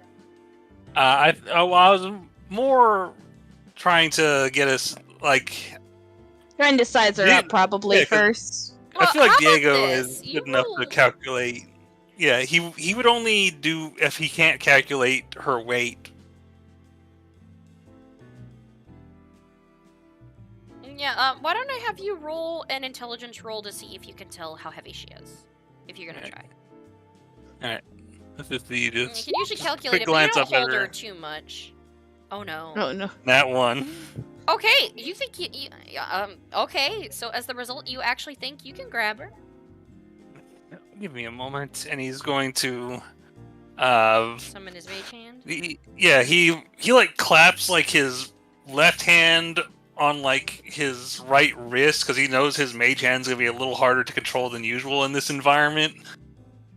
And then summons it and just uses it to grab Goldie, not realizing that she's too heavy for it to lift. So you guys see that melting like gold hand reach out and like slide onto Goldie and start trying to lift, and then it stops. Mm. And it just slightly dripping like gold caresses the side of like the chandelier and starts grabbing the crystals and pulls them off gently, and you just see them start disappearing into the hand. Goldie is like just starts whopping at it like Yeah, like Diego's struggling to get it. someone to look as- up. The lady like sitting down beneath you goes, "A rat!" And everybody starts screaming. Well, I think as soon as the hand started I think the hand would have been able to grab. Like, I don't know how much it could grab before Diego dismisses it. All right, you're trying to like it starts grabbing it. You dismiss. However, I need you to roll wisdom to see if you can fully dismiss it now. Yeah, because looking at the thing, it says I can dismiss it as an action. So, like, it's gonna get at least one full turn to do whatever it wants. Oh yeah. So it's like starts grabbing like wisdom 4. You feel your hand crackle, and it's starting to grab more of the gold, and it lowers down, and the lady's like, "A rat!" It's like, "What in the world is that?" And it's like moving. It moves down, and it grabs a hold of one of the wine glasses at the edge, and it just disappears into its palm. All I know is that Hesper, I almost spat what out. is that? And Goldie like jumps down because now she wants to chase the shiny golden like drippy hand. I gotta catch her. Oh God! Look, so yeah, it's starting to disappear now because it took a moment. It took like it's an extra thing and an extra wine glass, and the lady's like, "Good gods!" And like free falling, like spread eagled Goldie. Whee! Down from the ceiling. Roll a dexterity saving throw to see if you can grab her. Does anybody else want to try to help her catch Goldie because Goldie is free falling from the ceiling? I'm gonna help with that. Dex. Okay, Fiji, you probably get her, so we'll help each other and you roll. I kind of use Dolly as a springboard to get up. And get Oh God! Brung. Okay, so All right. Hesper's like, "Get your rat! Get your rat! Get your rat!" You know what? All right. Oh, What do I need to roll? we're gonna be bad. Bartender, So roll dexterity saving throw. Like your hand's now disappearing. Like you're like so you like Dolly, you try to reach up to like grab, and you just feel like somebody leapfrog above you and like kick up with his feet, and he's like, yeah, and he reaches up and catches Goldie. She's like, wait, where do you land? Oh God, you did leap up. Where do you try to land, Fiji? Because you're just focusing on Goldie. Oh dear. Oh man. Is there any place to land in the middle of this table? Yeah. You can totally do that. Acrobatics to see how you land it. All right. So you got the 17. Goldie. You land and you go really hard, like with your feet. And the lady is like, gods! And like your end is like your tail's like facing her, and the guy does the one full view like, I think Diego steps forward and he's like, "Ladies and gentlemen, the amazing VG Quickstep," and I'm trying to help deception? him to like. Hey, that's me. I'm hoping to like more performance. Like I'm not sure if I could. I can help. I'm proficient with performance. Would it be better to treat this as me helping him teach you with performance? Okay, if you're go ahead. Like Fiji, you're like, oh, let's roll with it. So you landed beautifully, and you hopped off of like Dolly's shoulders, and the couple are freaking out. The woman, she's like, that's a giant rat. 16. Okay, some people go, oh, that's nice. The lady is still in shock seeing that there is a giant golden something, and there was a golden hand that just ate her wine glass. And some people like do the polite golf clap. Mm-hmm. One or two of them kind of look at each other, and one of the waiters like whispers over to like, it's like one like quickly like runs around the wall like. Diego sort of bows to the crowd a bit to sort of, hands it up and then quickly urges everyone back to the table. Okay, go. Like if you're like, and you get like yanked over and Goldie's over here like hiccuping like. And he does pull out the chair he still does, as a gentleman, pull the chair for Dolly, but he's... I stuff Goldie in the bag. One old lady's like, I wonder if he does birthday parties. I do! So, like Hesper, she turns around, her face is like so red. Dolly, please tell me that you did not bring Goldie here on purpose. Yes. Oh dear. I need to have a sip of drink. It's just like, you know what? I'm gonna take a couple more glugs of this wine. Fiji, you're like, yeah, I did awesome. I got offers for like birthday parties. Like, yeah, you feel like amazing at this point. This poor couple over here had all this happen, and after a moment or two, the guy that met you at the doorway, the host, comes up. It's like, may I ask why you brought an animal onto the premises when somebody screams a rat in a 5-star restaurant? That does not look good, madame. What? She's not a rat. It is still a rodent-type animal. Goldie looks at him. I think Diego going to sort of lean forward. It's like, no, you must understand. This is almost these are completely different species. They are very clean. Animals. No animals allowed. Oh, I guess I'll go then. You want to take back, say, sir, this is not a race issue. Sit. That is an animal who have sentience.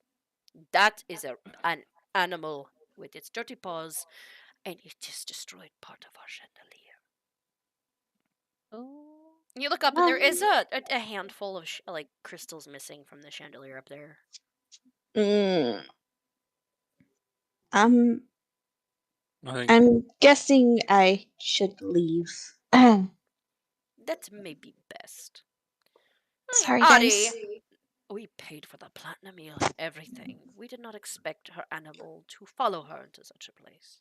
We should not be kicked out, since I am still prepared to pay for dessert. Sir, as much as I appreciate your business, you have already prepaid for it and you've eaten most of your meal. As far as I am concerned, I think you should leave. No, I'm the one. They didn't know. What if I leave and they stay? You gotta roll persuasion on that. Mm-hmm. Because this guy's like, ooh, the whole group.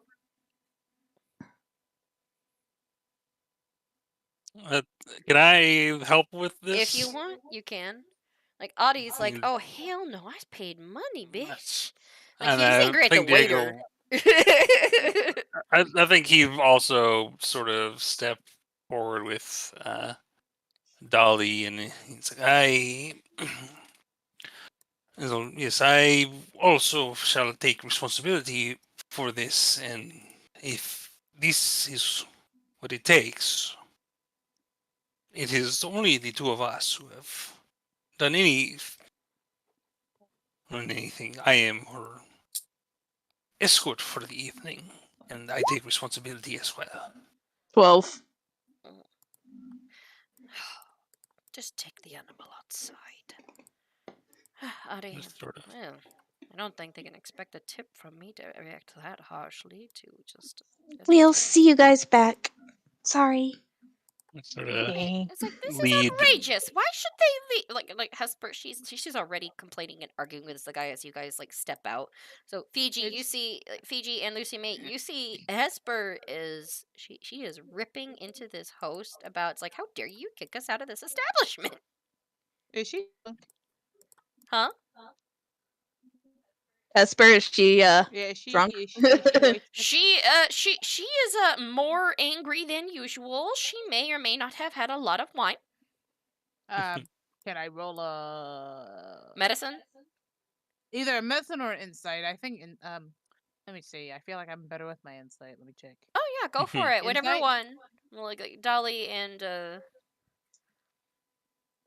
like Diego, you guys are like stepping outside at this point. The host does walk out with you to make sure you step outside. Inside, you can't tell, but I will say this: Hesper is like, "How dare you, sir? That wait, what is it? What is the Goldie? What's the golden animal? He's an otter. This ratter is not an art. No, wait, words, madam, you are drunk.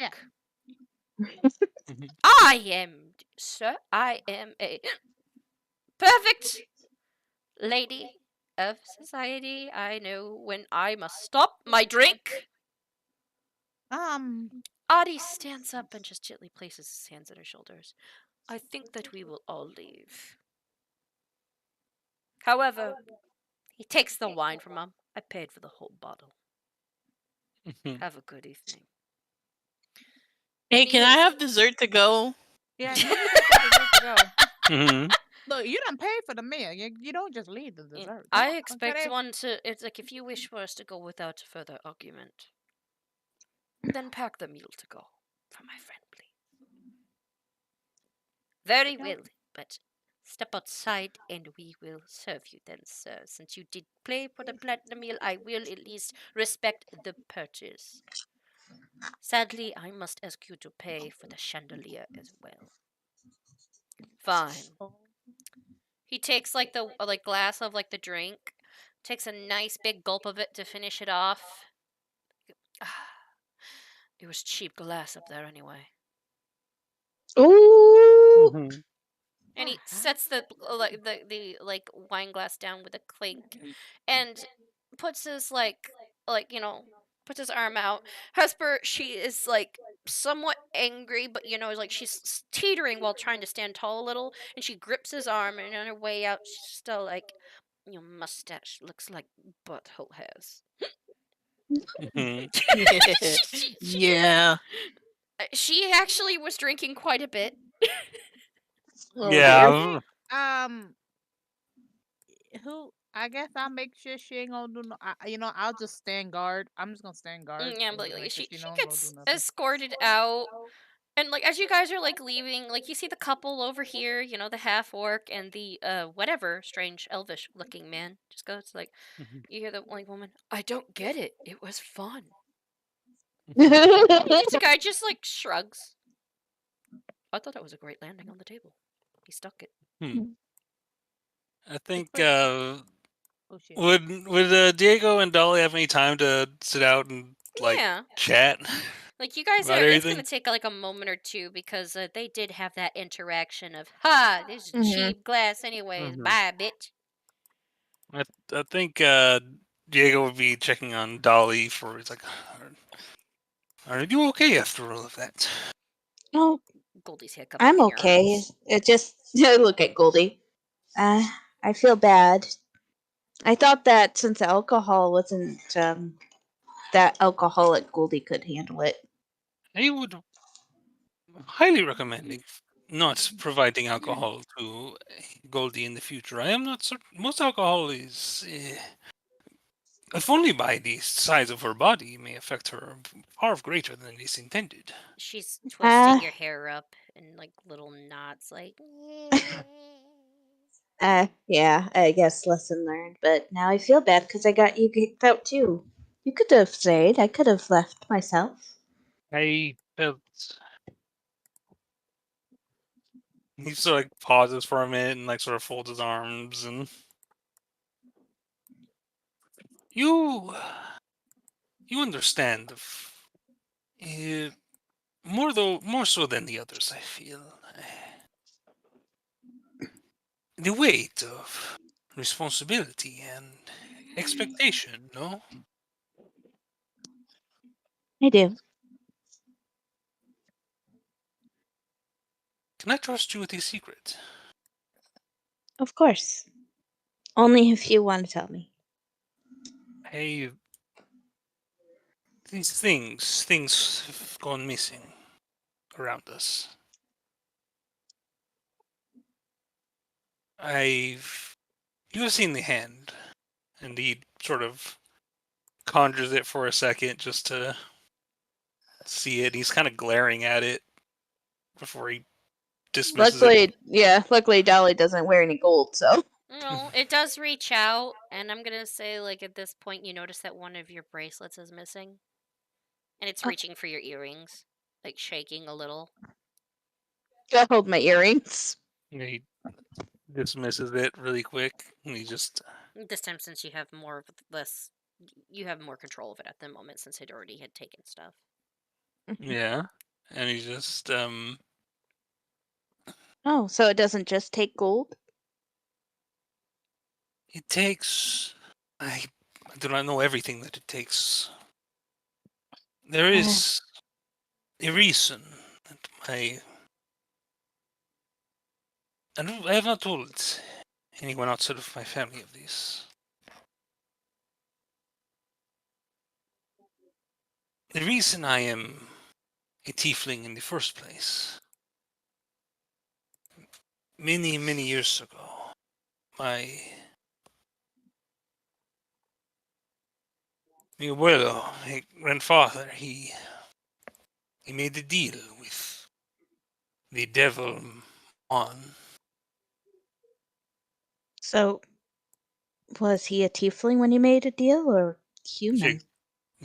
He was human. These sometimes just the influence of devils can change people, not on a genetic level, but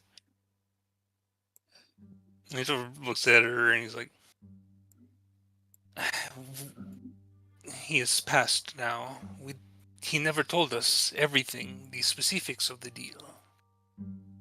We didn't know of it until the day of his death.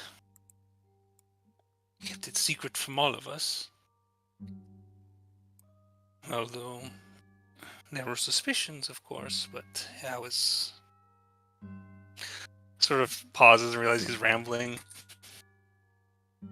My family, the wealth that we have, it was the money, the gold found in the mines of Branch. It was Maman's gold. And now that my grandfather has passed, it falls upon us to pay it back, and with interest. Hey, so you have to pay You have to pay what your grandfather has done? Mm. He sort of stares in the distance and nods, and he's like, That's... But you didn't even strike a deal. I don't understand. "No, but it is family, is it not?" I just find it odd that you have to suffer because of what your grandfather or even father would have done. Godfather, mother, anybody. It's not a burden that you should bear. Hey, I cannot say that I disagree, but such it is as it is, and I believe he may be growing impatient in his payment back. I thought by going here, by not relying on my family's money, I would not worry of such things. You guys, as you're having this conversation here, and it doesn't matter if your food was the best damn thing I've ever tasted, you're a jerk. I just place a hand on Diego's shoulder, like giving him a slight nod, kind of signaling we could talk about this later. Oh, there you Because I'm are. not... She like goes up. It's like, I don't care if that was the most embarrassing experience of my life. You do not insult her face like that. Goldie's already snoring on your lap. You guys, I'm the one that walked out. You could have stayed. No, I'm not staying in there. His mustache looked like anal hairs. I'm so sorry I soured the night. You didn't. You didn't sour the anything. night. They're gonna give us dessert. You guys are walking out with the dessert containers because you already paid for it. Besides, it was just, yes, crystal or not, it looked like a cheap substitute. I am not drunk, though. How dare he? You are absolutely drunk. Doesn't matter if it comes from those lips or the pucker lips. I can handle my drink. Can I insight her? I feel like I know this sounds like not weird, but I feel like she drank to forget stuff or drank away her sorrows. Like, I don't want to insight to see if that's true. Yeah, go ahead and insight her. 22. That is actually definitely what she was doing. She was a little embarrassed, but you could kind of tell that she was enjoying herself and actually kind of finding what Fiji was doing endearing. She was trying not to say anything. Her face was red because she was trying not to laugh. Yeah. So, but she was drinking away her sorrows from what you could see. So she wasn't actually embarrassed. What, Lucy May? Did Lucy May say something, or was it Fiji? Oh no, she's in the background talking. I think someone's talking to her. Fiji was about to say something though, like, I was expecting us to get kicked out of there, but that's probably the best place I've gotten kicked out of. Ha! There goes. I mean, on a technicality, I would not say that you were kicked out. You were. Nah, they wanted us gone, dude. And by the way, what was that dripping gold thing? The hand. You cast it. Why was it drippy? Why don't we discuss it when we've cooled down from the night? I'm cool enough. The weather is fantastic. Oh, I mean, it's been a day, and I'm kind of tired. I think we all are. But we're supposed to relax. The dinner got paid for too. Like, Audie has been like a gentleman thus far, and he's just a hostess needs to lay down. I do not need to lay down, and you of all people are not going to lay me down, sir. I am not easy. I made no assumptions. I know. How about we head home, and I'm sure if Do me a Mrs. favor, Hmm? Miss Dolly, yes, you down here. Do what my Yes. mother had written to me. Never trust a man whose tongue is as smooth as satin. She gives him kind of like a drunken, half dirty look. They will try to get in your sheets. So that the girls will watch out for me here. They will see me to bed. You can be on your way to wherever you're staying. I'm staying with you. Oh, right. Well then you go to your room. And I will when I go home. I think it's in Diego her would, head. at some point, would have gone to get the cart.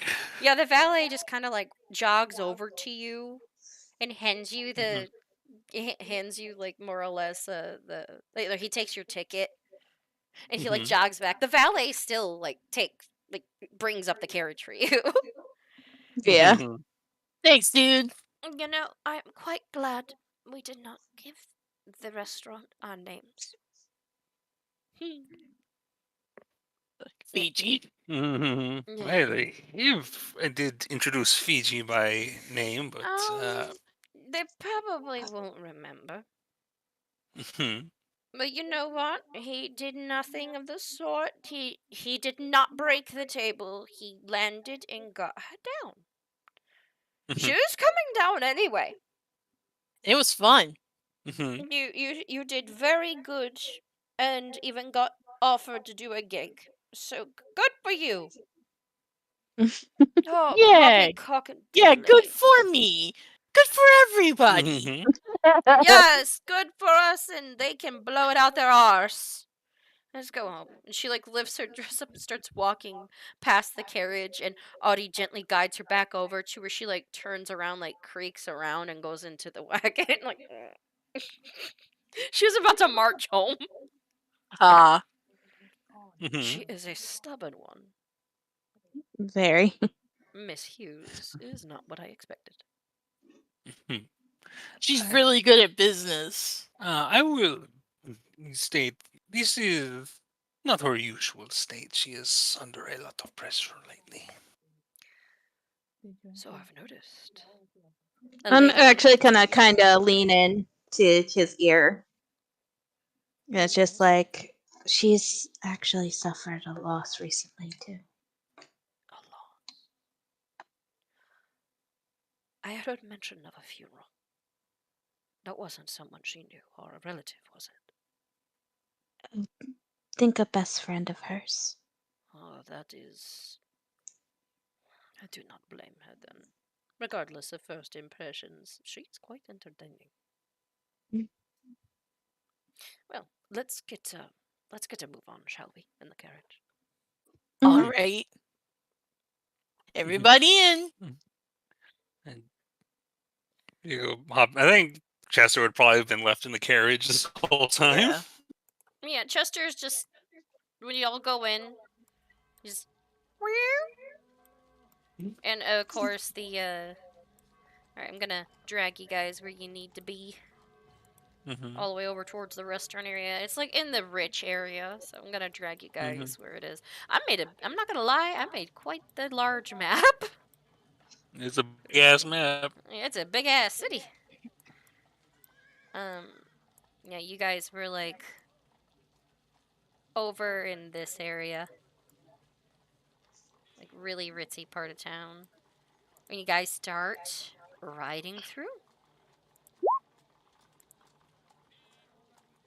All right, driving the cart. It's night driving right now. At this point, it is dark. All the lanterns are lit up on the street. Some people are walking. One or two people actually drive by in those little locomotives. Just having fun and speeding down the road like maniacs. Someday I'll catch it. I think Diego's sort of distracting himself by just running a diagnostic on Chester. Where? Miss Hughes looks at it. Woo!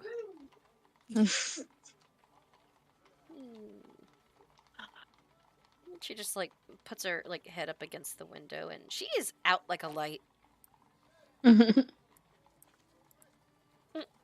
Audie kind of looks over at the group a little bit, exchange looks, and he like lifts up the wine bottle. I got my wine. Sweet. I got dessert.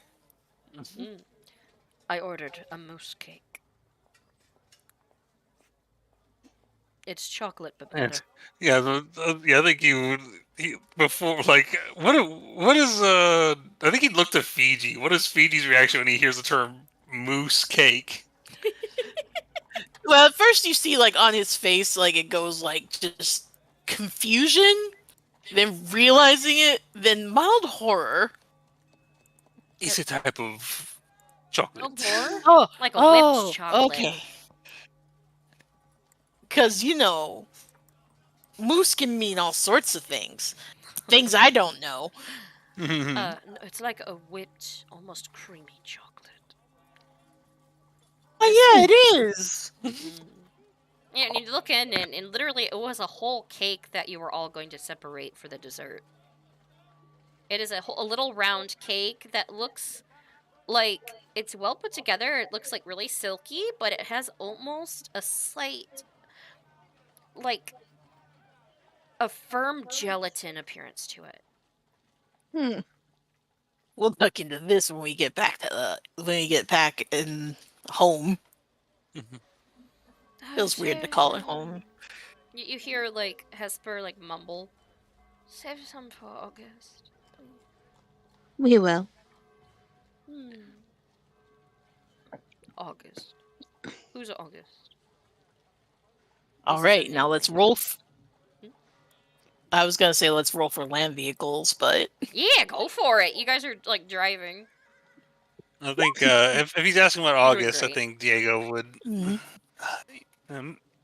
You see, young Mr. August is Hesper's younger brother. He is a man of great creativity, but he is unfortunately suffers from a number of physical ailments. He's currently in the hospital. I am certain maybe a factor in some of her concerns. She's been run to the ringer then, hasn't she? You know. Sort of, And he starts up and you just hear a... Huh? And he just like sits up and she hops up. She's like, "What is it?" like Diego pops open Fester and quickly pulls out his own pistol and holds it just in case. All right. I will say this: you get to like a certain point, and you get like right over here. Actually, no, you ride over this way. You get to this intersection here, Fiji, and you hear like gunshots. 3 of them ring out, and you see that there is a gunfight in the street. like Fiji turns around and like speaks to like everybody, like, guys, I think there's a gunfight in the street. Should I stop it? What? No. Can I look ahead to try to get some sense of what this gunfight looks like? I'm trying to see if it looks like is someone getting robbed, or is this like 2 gangs fighting each other? Alright, like looking out ahead of you, it is darker in the night and there is lanterns like set up. I'm gonna have you roll perception, those of you, to see if you can see it very well because of the crowdedness. Some people are like screaming and yelling and like trying to run away because there's a literal gunfight in the street. Oh, I got a natural 1. Let me take a roll at it. You're like, I don't know, but I see people running. I don't know who's running and Yeah, I whatnot. got a 4. You see groups of people running past you, and of course, and so like, I think we should stay in the carriage. If anything else, try to back away from this. Of course, like Diego, you've already got your weapon out. Lucy May, you're like, your dwarven instincts kick in, and you pop your head out, and you look, and you see that there is a group of what looks like outlaws of some sort, or bandits, and they're shooting at a group of people that looks like a gang. So it's literally gang violence. Oh, so well. it's a gang fight. Okay. And I explain what I can see. Now you And see we a should- group of 6 guys and 1 gal shooting at a group of 2 gals and 4 guys. Like they're both they're wearing opposite colors. Some of them one group's wearing the exact same style of wide-rimmed hat. And the other group is wearing these blue sashes on their arms. Okay, I think I know where this is going. I don't think we're supposed to. I don't think we're supposed to be here. I do, like I said, I do relay what I see. Yeah, I think. Yeah, once she explains, it seems to be gang violence. Like, Fiji, can we turn? Do you think you could turn us around and take a different route? On it, dude. It whizzes right past your head, Fiji. It misses. Oh wow. All right. Like nobody wants to get shot tonight, so I'm finding a way around the gang violence. I think Diego's trying to keep an eye on it to make sure that is all the crowd of civilians seem to be able to get away, or they're are they trying running. to... 1 or 2 people have been shot, but they're running holding their arms. One person looks like they got shot, another person is ducking.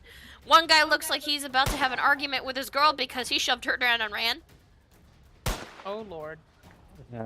So that I don't think they're gonna last long together. Oh God. Get the therapy later, GT.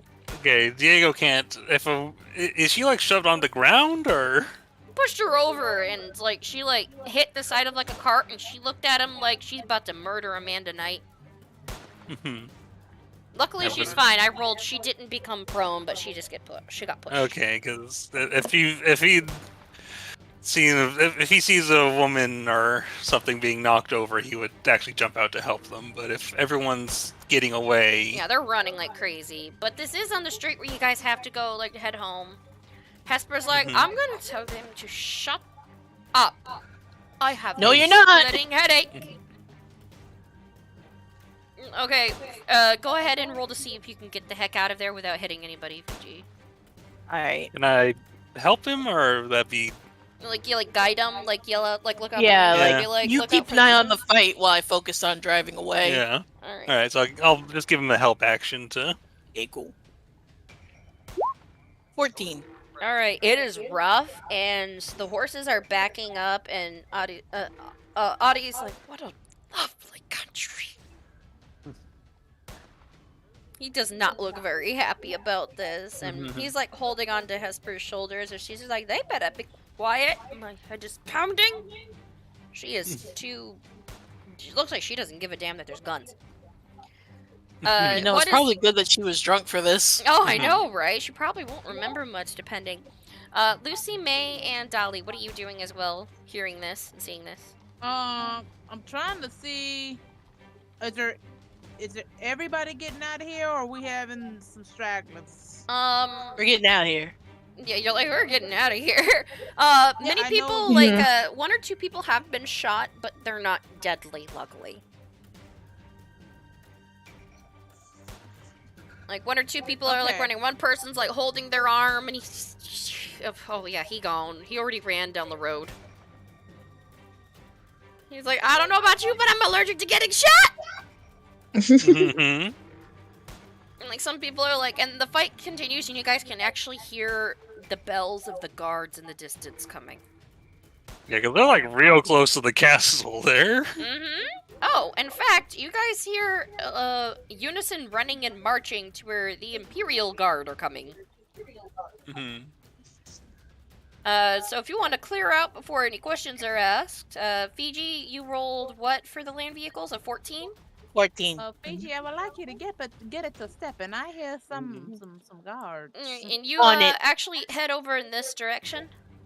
So you actually slip out of the group. Many people are running. Most people have ducked for cover behind buildings.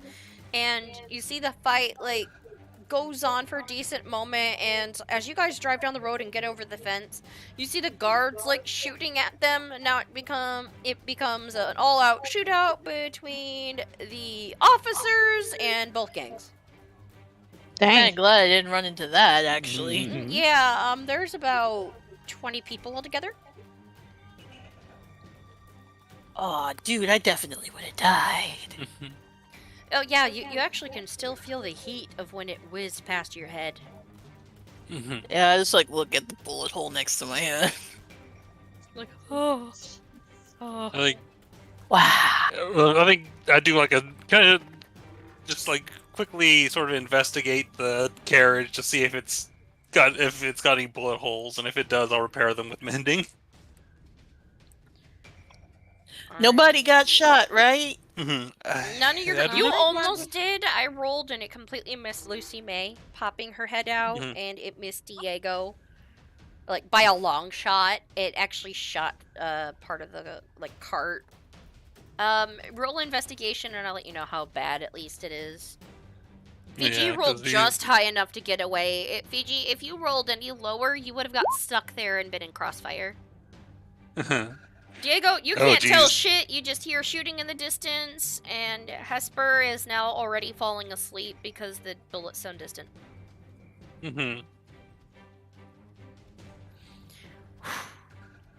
Good driving. Wow. So, does this happen often in this country? You This know is what? odd.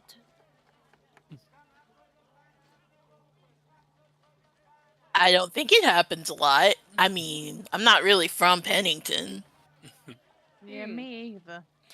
You guys are like riding along, and you see that the road you're heading towards, you see that there is a large cemetery. Like down this way, you can actually see the tombstones up on the hill and everything else.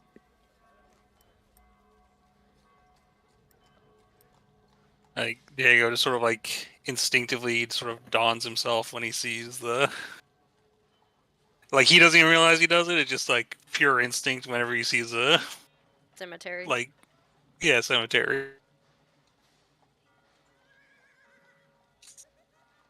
Alright, looks like some people like are just like looking like down the street, like, oh no, there's shooting happening all the way over there. Let's watch. Let's see what tea's happening. Oh, You know, the people who are way too nosy for their own good. that ain't no tea. That's death.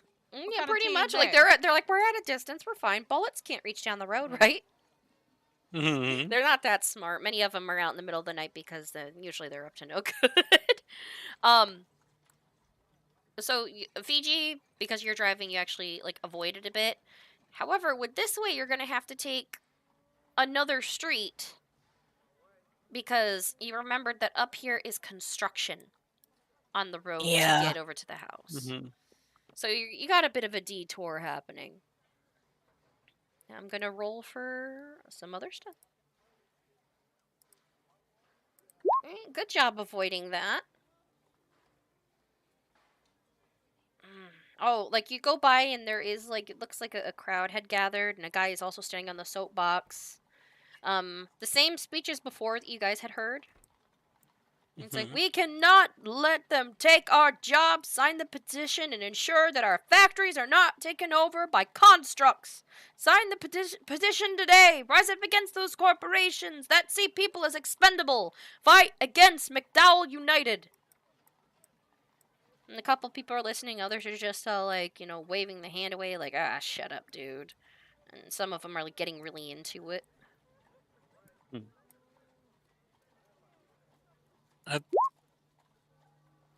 I think he'd look over. Seeing all this makes him curious about like McDowell Industries, and then he looks over and sees that Audie probably doesn't know about it, and Hesper is asleep, so he just kind of stares out the window at those people he passed by and doesn't say anything. What, honey? You're muted. Honestly, he wouldn't, but I think Dolly would, because she's thinking he knows. Just kind of looks at Diego. It's just like, who's McDowell? McDowell is the owner of. I'm trying to remember. Is it McDowell? He's the owner of McDowell United. They are one of the largest tech companies in the world. They specialize in constructs. They've and we were looking to court him as a potential investor for the TX2, but Someone else to invest.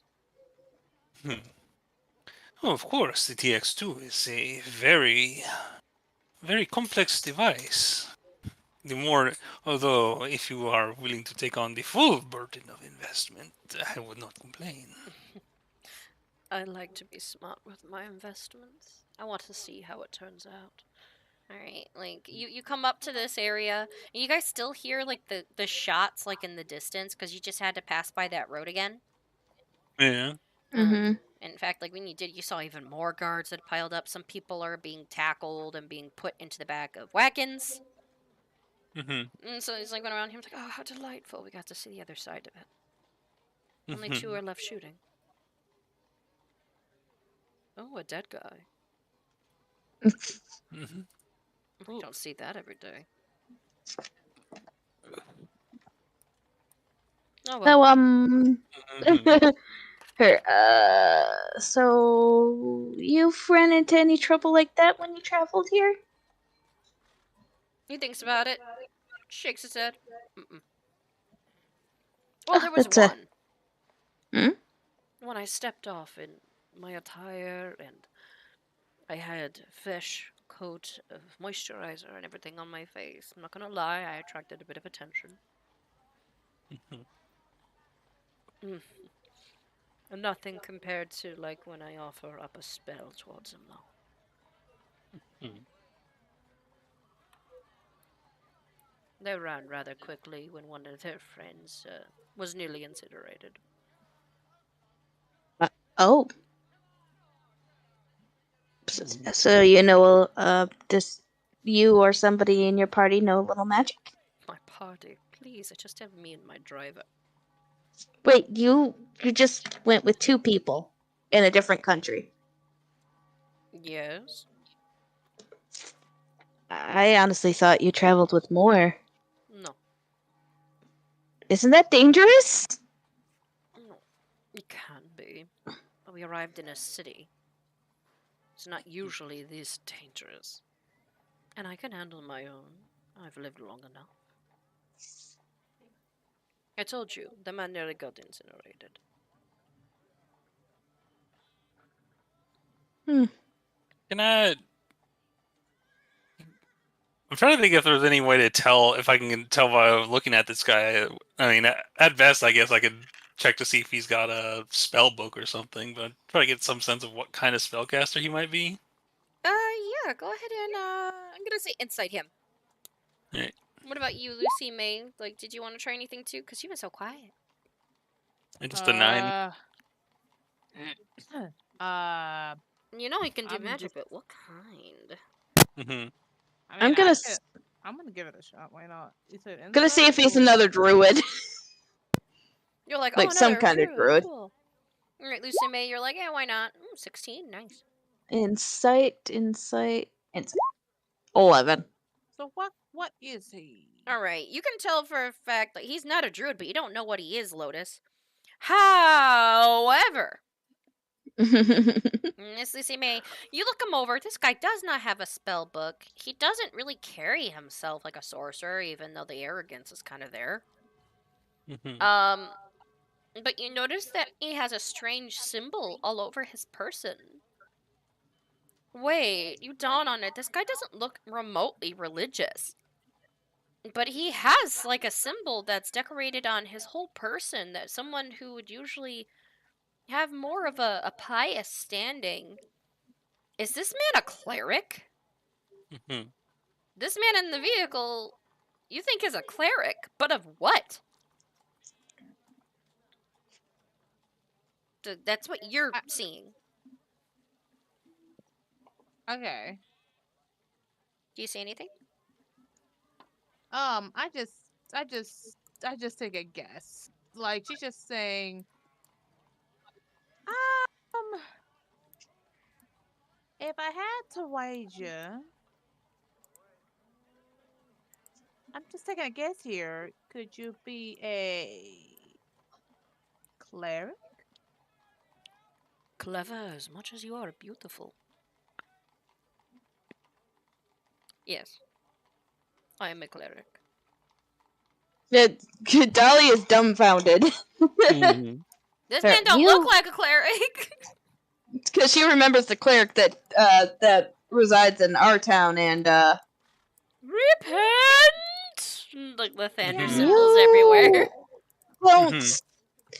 You don't strike me as a cleric type. No offense. None At least the clerics I've seen. Oh, that is a high compliment. Thank you. Many of them are kind of passé.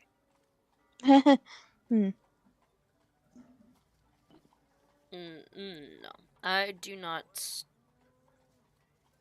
I don't worship the usual gods.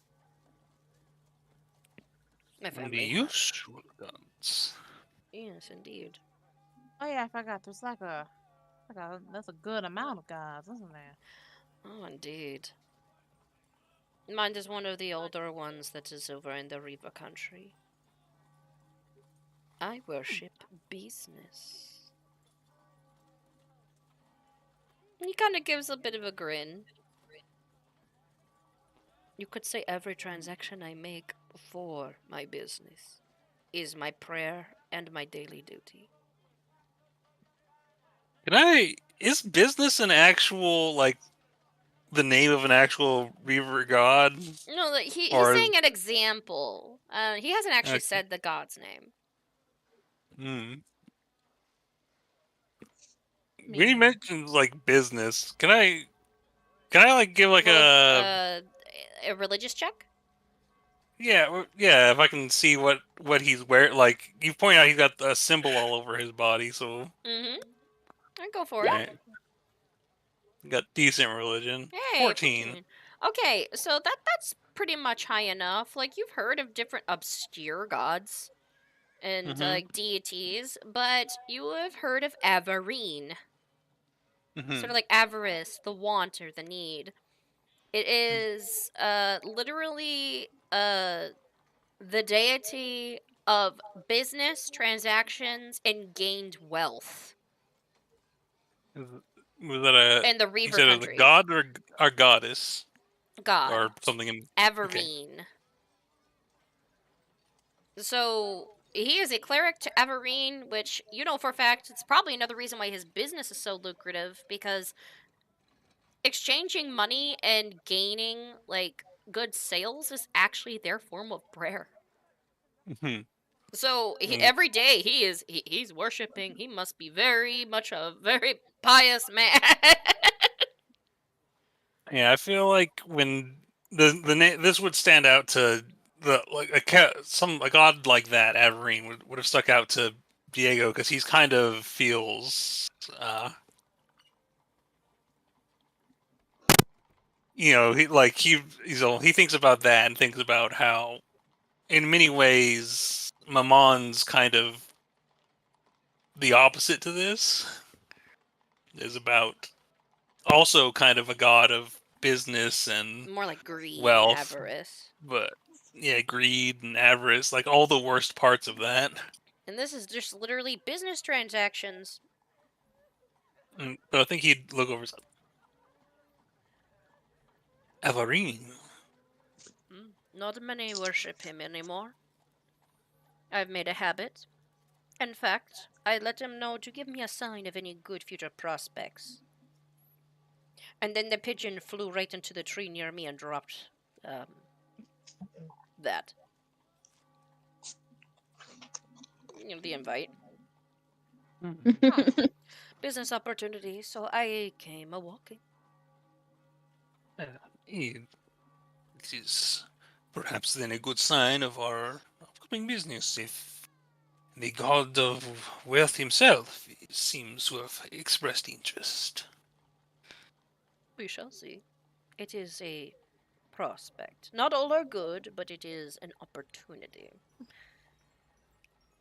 The thing is, there's good business and bad business. Both are represented, both are presented, and both can be achieved, depending on what company you keep. So, another reason why I had finished the puzzle and went with it. You guys are like pulling up like right now. Fiji, there was no more issue. If anything else, you were just kind of like poking your ear in listening to this as you were driving. Mm-hmm. But I was focused on like driving the whole time. Oh yeah, you making did. sure You we did all got great, there in one piece. and you did awesome. The most that you had Thank to you. look out for was I'm not gonna lie. Like you passed by one wagon, and as you like passed by it, you noticed it was one of the transportation ones, and like the guy looked, it's like, "Oh, hello there, young lady," and he waved at you as you drove by. Hey. No, You look beautiful. I just sort of urge Oh my Fiji god, to keep thank going. you. Yeah, same. You look okay for whatever this is you're doing. Oh my god, you're so nice. I'm gonna go now. Bye. You guys like he's literally passing by the house. He's like, "What a strange man." Well, let's get Miss Hughes inside then. At least we had a good dinner before the drunk otter decided to do anything else. By the way, Well, at least it was Goldie is behaving exciting. like liquid. Honestly, that was one of the best nights I've had for a while. It doesn't mean I'm not gonna go back. They didn't say we were forbidden. They just said we were kicked out. I hope so. It would be bad if you didn't get to go to that place again. I'd make them suffer for it. Oh. Your clothes.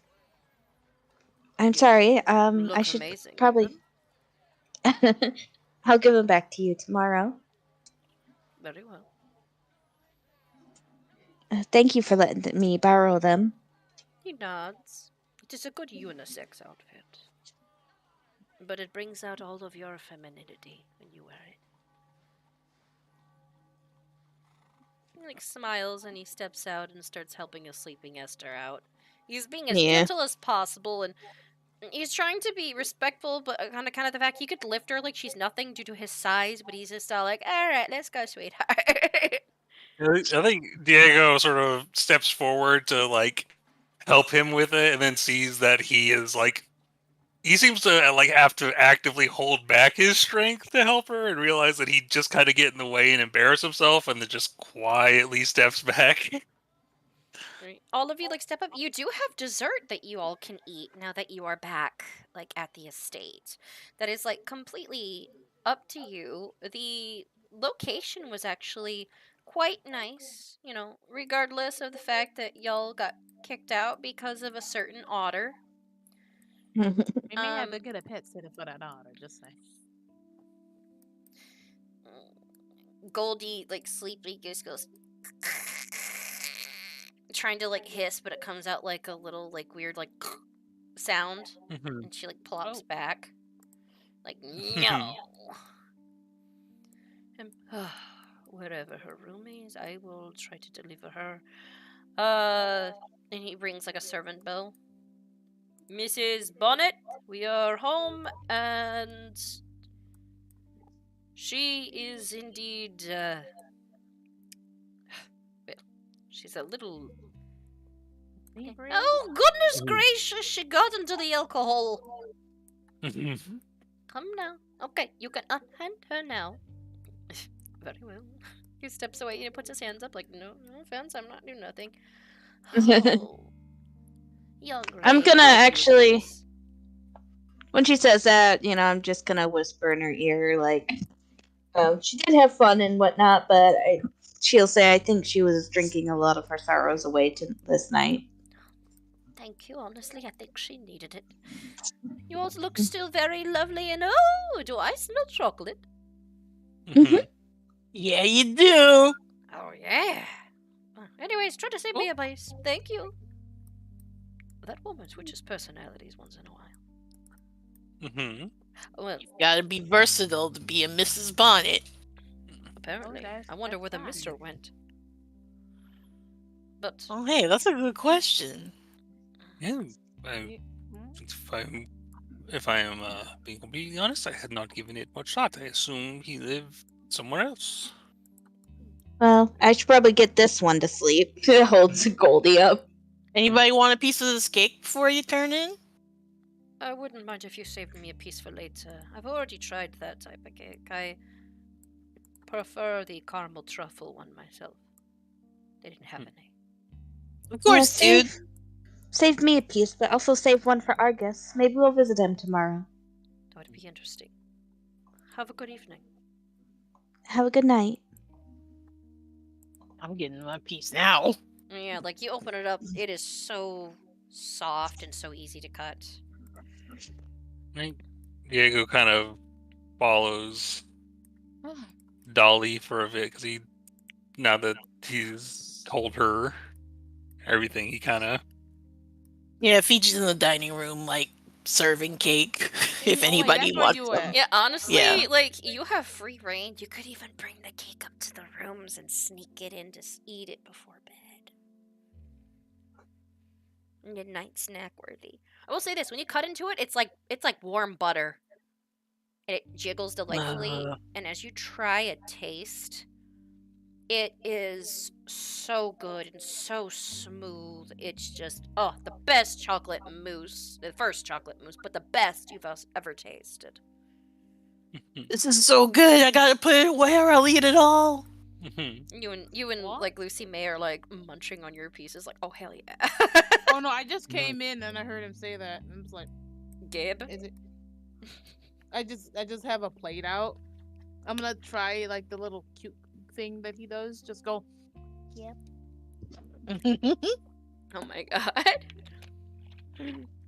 Look, I don't think I can do a cute face like yours, but yep.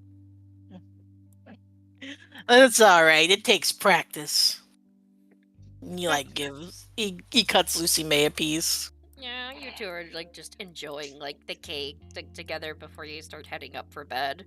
After all, you have to feel extra fancy still to eat the dessert. That is true. We still got our makeup on.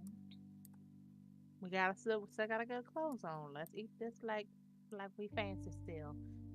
Let's eat this like we're fancy still. We toast with our cake plates. Yeah. Tink! Okay, that's cute. Alright. So, all of you had just gotten home. I think now is a good time for a break. Alright. This cake is and delicious. then we can come back and figure out what else to do for the group. So, Peeps and Creeps, we're having a 15-minute break. We will see you in a little bit. Before I leave, though, I'm going to do another boss fight. There you go. Don't go anywhere, folks. Oh, yeah. We will be right back. Dial, folks.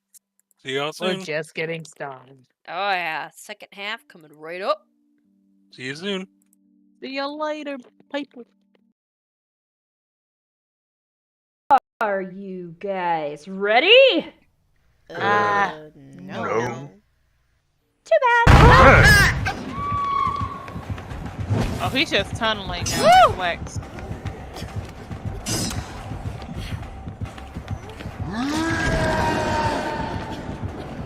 Come at me, bro. Come at me, bro. Come at me, bro. Come on. Come on, big man. Come on, big boy. Come on, big boy. Come on, you baby. Oh, jump,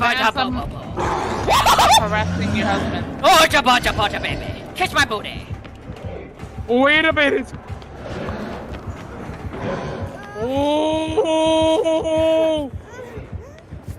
Oh, family! Woo! Hey, baby.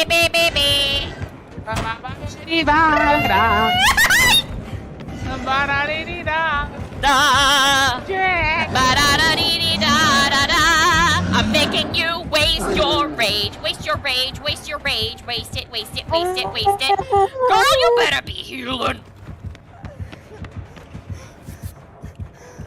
Fuck.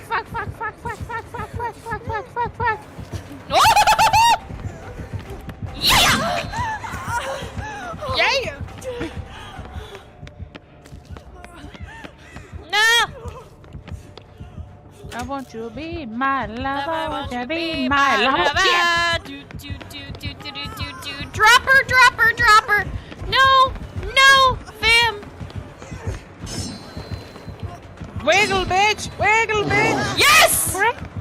SCP-173 Object Class Euclid. Constructed from concrete, rebar, and spray paint.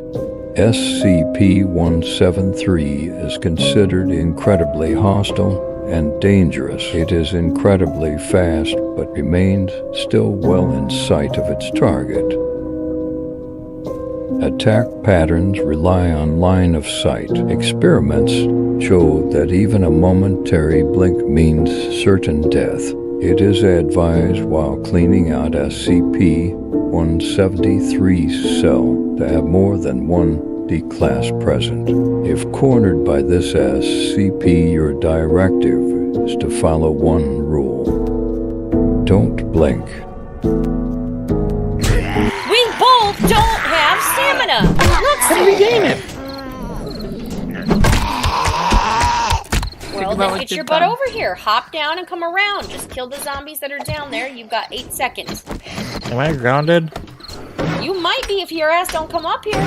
Oh, fam, that's evil. Oh, fuck you, fuck you, fuck you. Fucking That's okay. evil. Come on, fam, let's get him off him already, please. I didn't think Oh, it's nighttime. Help, help, help, help, help, help. Oh, fam, we might want to hurry. They're coming. I'm trying, fam! Poor boy!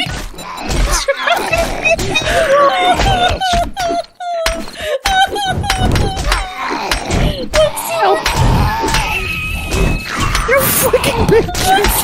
I'm not the one that did it. Luxu, try hitting it with. I am trying to save my fucking ass right now. I'm coming, Luxu!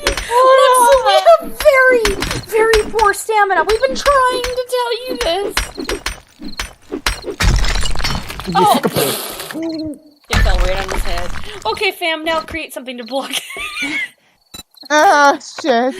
Oh, God. That was beautiful and horrible at the same time. I did not know I had cobble. Oh, shit. I'm trying. The whole thing's recorded. I fucking hate you all so fucking. Waiting for you to fall asleep.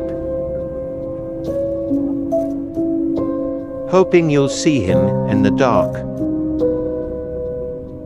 He waits patiently. Hoping you'll run if you do. He's always up for a game of tag. Anticipating the moment he can break you. Make you like him. The twisted man always gets his mark. Looks like he's found a new friend. Hydration is the key to performance. Then, of course, I couldn't help but stick my nose into something that was none of my damn business. Ah! Larva! Fucking larva! Can't fit, bitch!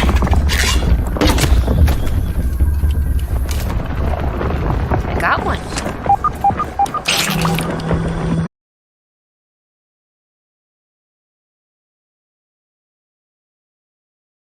Firefly! That's awesome! Where? Keep on glowing! Regardless of all the danger this game had, there was still that sense of childhood whimsy that it just captured me into. Oh, glow again, my dude. Oh, you look so cool! Oh, you scared me though. Oh my god. And those moments were always short-lived. It was at this moment that she knew. She fucked up. I'm ready to go home now. Maybe I should just just ran over to the base! I got too comfortable for my britches! Ah!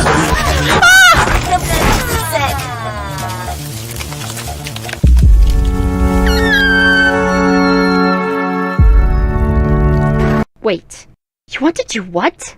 You heard me. I want to roll to seduce. You're a halfling. That is an ancient white dragon. Yeah. I still want to roll. Okay, fine. Roll. Natural 20. Okay. Roll a con save. 3. Oh, well, that's not good. Start rolling death saving throws, please. SCP-3812, Object Class, Katur, formerly known as Sam Howell, who passed away in 1996. It is unknown how the subject had gained this anomalous ability. Existing within this reality as well as the other realities beneath and above us in an infinite ascension. This SCP is impossible to contain, being highly unpredictable and dangerous.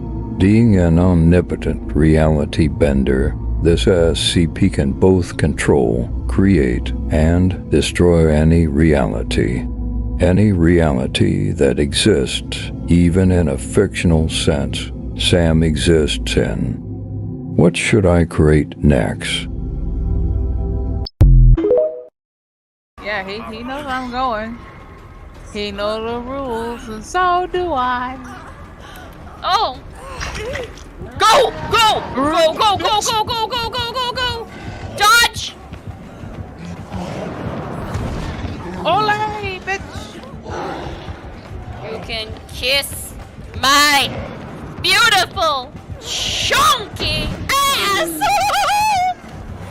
Kiss my beautiful, chunky ass. Oh god, the basement. Why did I do that? Why did I do that? Why did I do that? Why did I do Why that? did Why you did I do that? Why did put your hands I Is he top floor? I don't know. Yes! No, he's downstairs! Ooh. Oh! Oh! Oh, kill him! He's gonna kill me! No! No! I thought you preferred it when he... I want him to bam bam my wham wham, but not this way! Damn damn! Bam bam! Hi. Wiggle, wiggle, wiggle. Fam. Oh, shit. Wiggle, wiggle, wiggle. Get up, bitch. Emotional damage! Why would you do that? Why would you do that? No apparent reason. You're like, so he can focus on you and not me. You're like, oh damn it, bitch, please die. It would have been just you if you would have just shut the fuck up. No. 2 clots for 1. Hell yeah. 3-way. Yeah, go rescue her first. You might want to grab him. Because he's going to come for Nicolas Cage. He got me. Run, bitch. What? Why would you do that, Ultimate XP? There's a reason why you're about to be my ex. I need you to shut the fuck up. I'm sorry.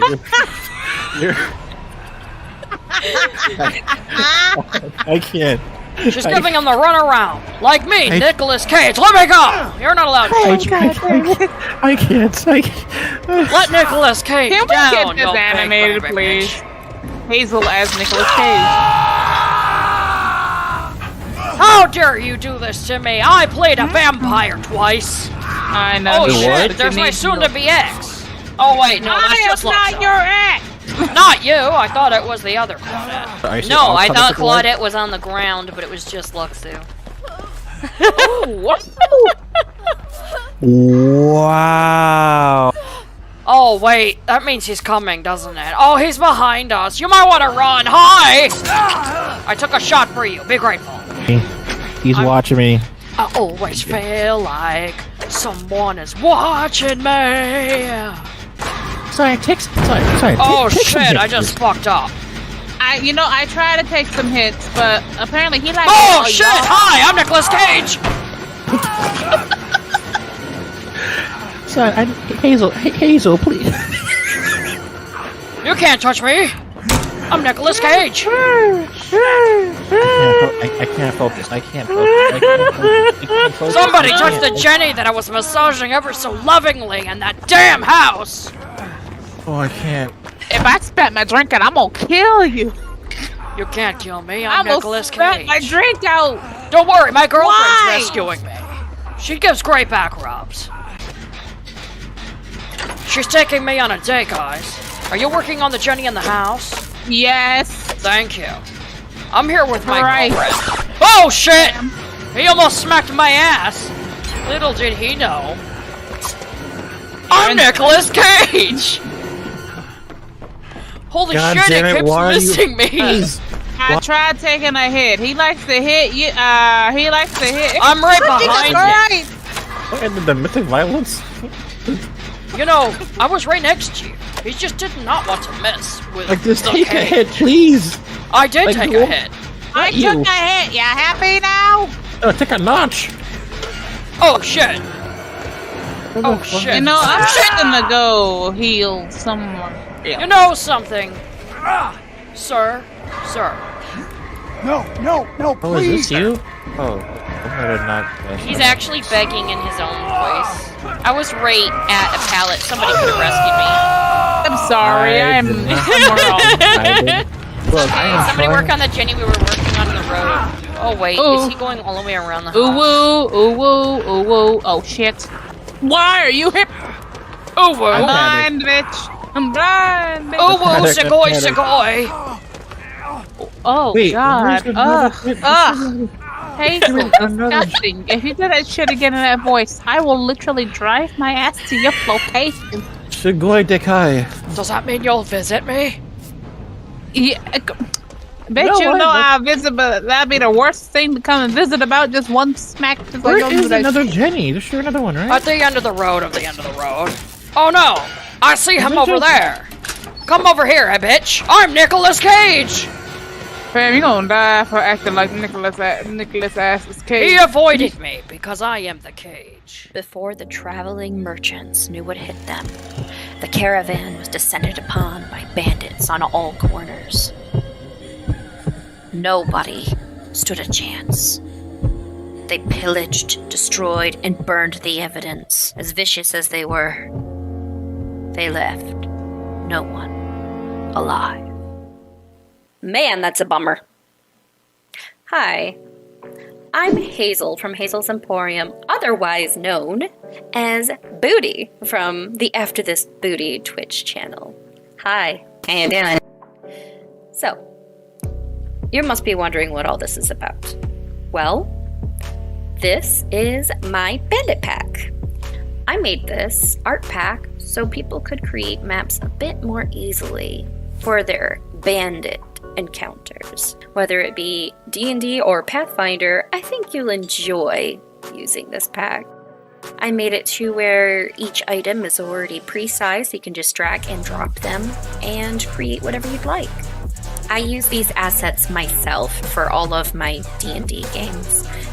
In fact, you may have actually seen some of these assets used in our Crits4Breakfast streams. Not only are the assets dynamic lighting compatible, but there's over 160 items, 162 to be precise. Character tokens, bandit camp, building assets, worn down flooring, holes, pits, and shady looking decorations. Even starts off with 4 different maps for you to get started. What are you waiting for? Stop by my Roll20 shop and the link down below. Take initiative, roll initiative, and game on.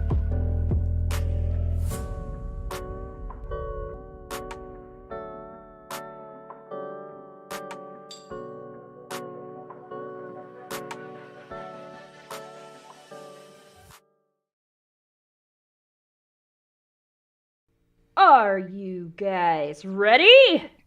No. Too bad.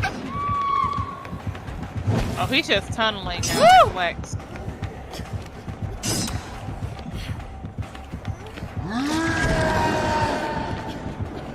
Come at me, bro. Come at me, bro. Come at me, bro. Come on. Come on, big man. Come on, big boy. Come on, big boy. Come on, you baby. Oh, jump on, Harassing your husband. Oh, jump on, baby. Kiss my booty. Wait a minute. Oh! Oh, family! Woo! Hey, baby, baby, baby.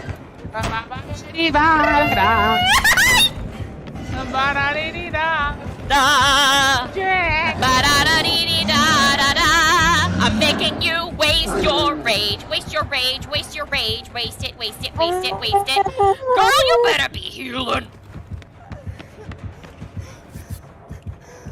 Fuck, fuck, fuck, fuck, fuck, fuck, fuck, fuck, fuck, fuck, fuck, fuck. Yeah! Yeah! No! I want you to be my lover. I want you to be my lover. Drop her, drop her, drop her. No, no, fam. Wiggle, bitch! Wiggle, bitch! Yes! SCP-173 Object Class Euclid. Constructed from concrete, rebar, and spray paint. SCP-173 is considered At least 10 miles from another settlement, nestled in the plains between the Sierra Badlands and on the edge of the peaceful Diné tribe's territory, lies the newly settled Rattle Ridge. A small settlement.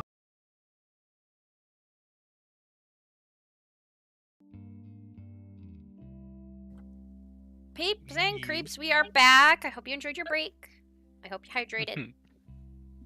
Go ahead and get your snackies and your drinks and all this other fun stuff. But we are back. Yeah, it looks like the group has like a couple of different things they want to do. Looks like Fiji and Miss Lucy May were enjoying their dessert. Fiji, do you two end up putting it back? Yeah. Like, so the group can have some in the morning? Yes. Alright, there is an ice box in the kitchen that you guys find. So you put it in there to keep it nice and fresh. But yeah, you already did your little dessert toast with your plates like tink. And enjoyed some of the best darn cake. It is so tempting to grab another piece, but you want to save some for your friends. Yes, yes, yes. Alright. And so do you two head up to bed then? Yeah, we head to bed right after. Because we're good boys. Yeah. One of us is a girl, but we're both good boys. Yes, we're both good boys. Yes, but as you two come... Oh my goodness. It is being mean to me. There we go.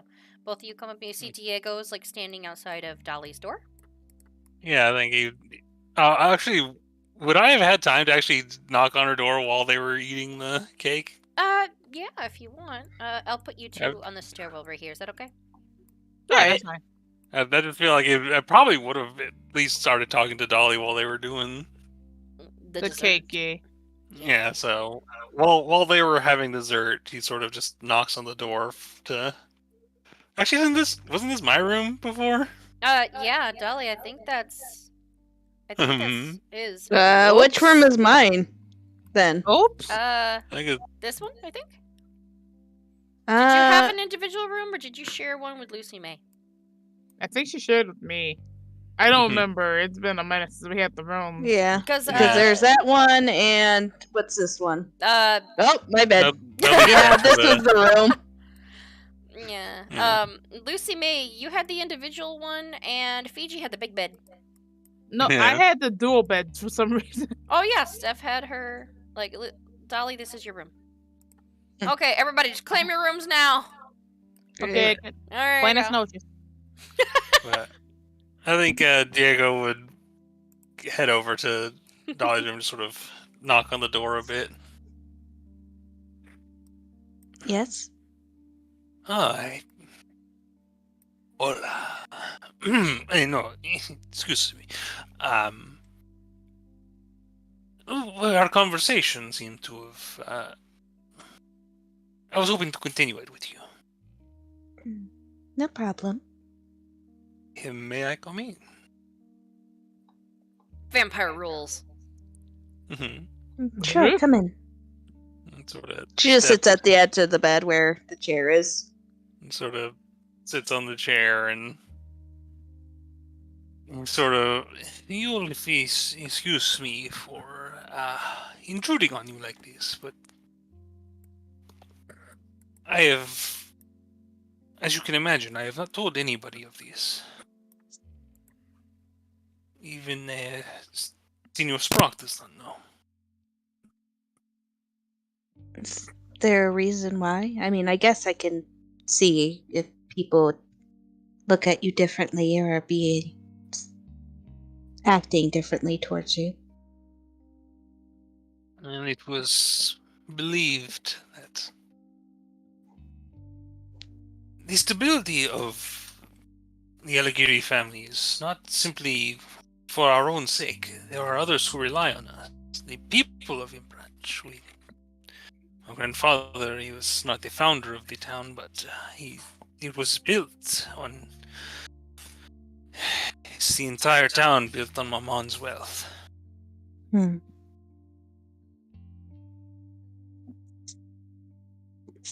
Isn't there a way you could break the contract yourself? Perhaps it would require knowing exactly what the contract was, which. So you have no idea what the contract is. We have a very basic summary. I was but a child, but the way it was explained to me afterward was... Mi abuelo, he spoke to us as... It was not until his deathbed that would he admit.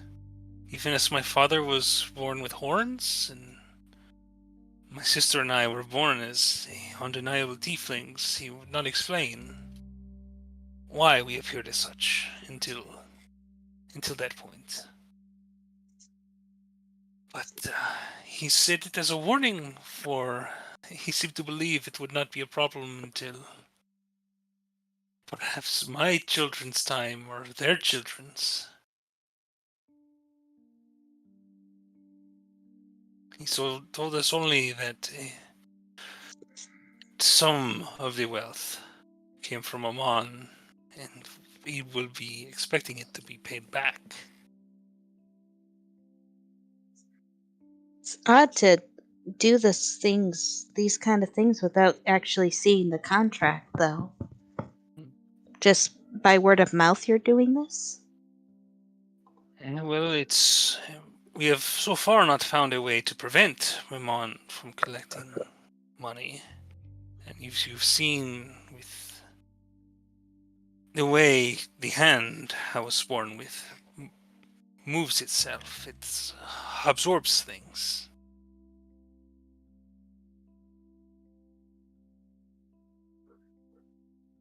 We've not found a way yet to...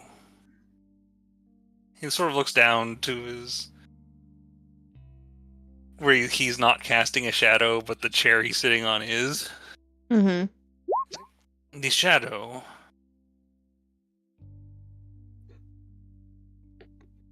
My lack of one, it is a result of this deal. It is proof that it is whatever arrangement my grandfather made, it is not broken until I have my shadow back.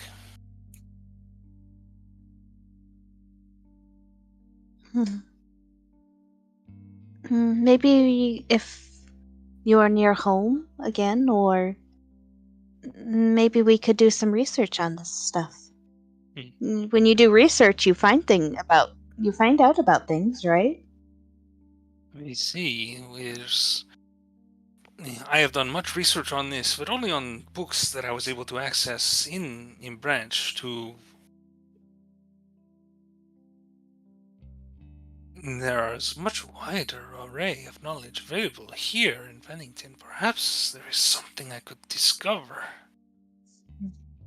Maybe actually do research on whom your grandfather made the contract with. Fiji's over here, like, ear pressed against the door, like, oh, what are they talking about? Yeah, his ears, like, at first his ears perk up from the conversation.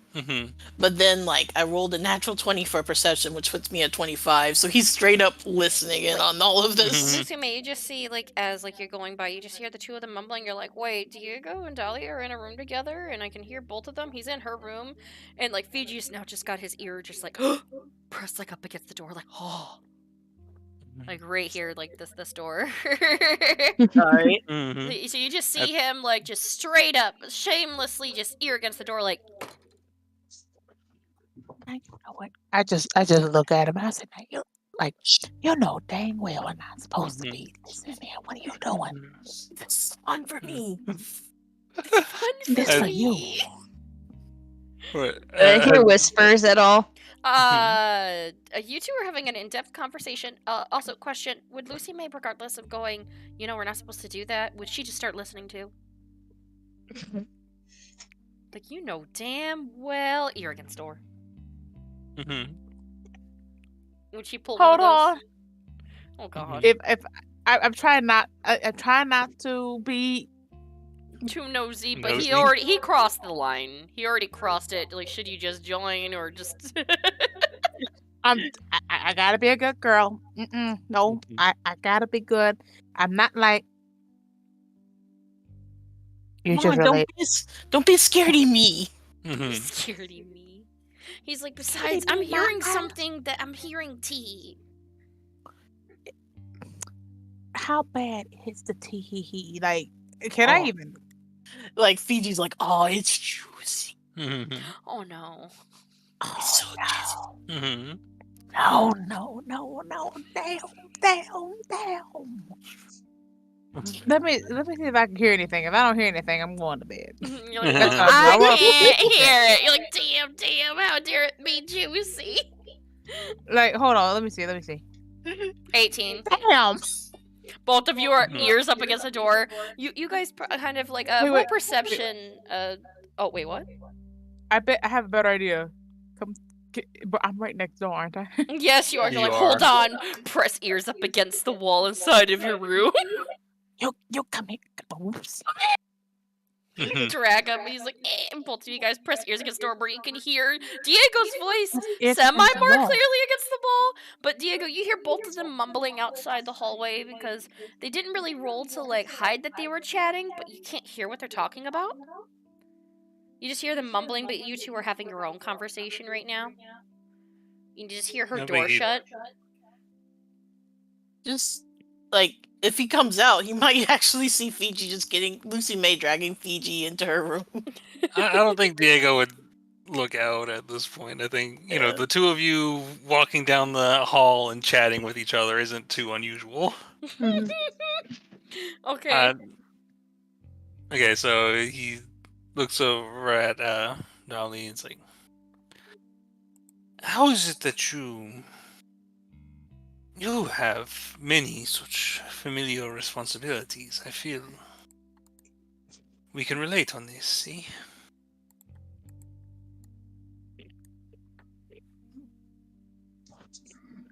Dolly? Oh, sorry, you were just... Okay, go on. It's true. But I guess, though I know that my father does believe in me, even if I don't believe fully in myself much right now. But I never think that he would,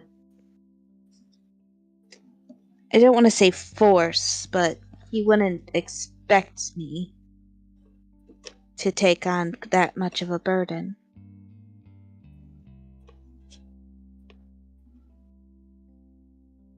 No, but Even my mother, who's very stern, I guess is a word I could describe her. She's suffered a lot in her days, but she never really expected me to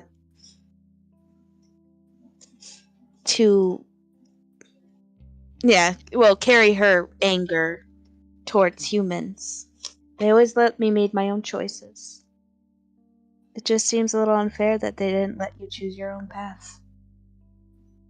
of course, my parents, they were always there for me. My padre is trapped in this asylum. It is only my grandfather who is fully aware of everything, or was when he was alive. So, in a way, did he just sacrifice your family for wealth? See, he winces when she says that. Oof, right at the nail on that golden head. Sort of takes a deep breath and seems to... I think it is not a matter of being callous or cruel. I believe it was foolishness. He seemed to believe that these debts would be paid in generations, years, as perhaps long enough that somebody would find a solution to it before it became an issue.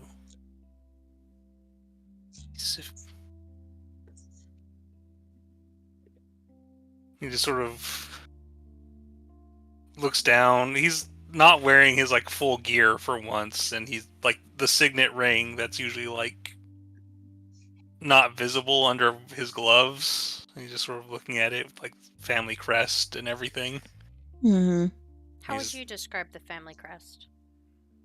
The family crest is basically a shield, a little shield pattern.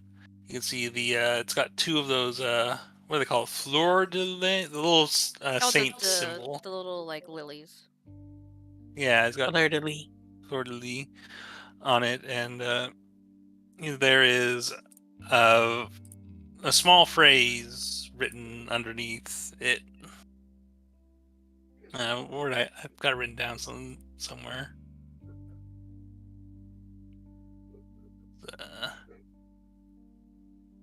Familia prima horum segunda. It just says that on his the little signet ring. And his signet ring, the family motto. There is, and I think at this moment, looking at it, he thinks about it. Does your family have a motto? A belief that they live by?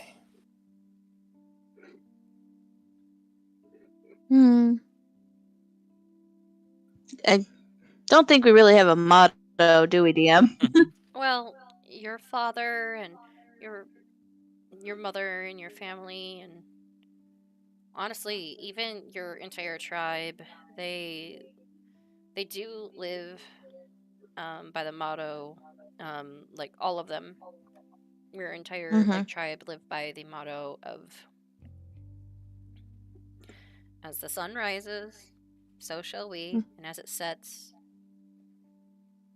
we shall be there for each other.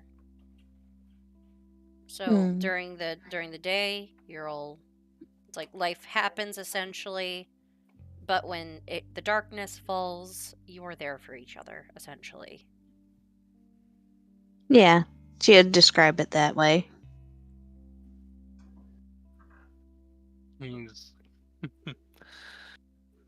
I suppose it is not so different from my own family's. He shows her that signet ring. This phrase on the bottom: "A familia prima, horum segunda." A family first, gold second.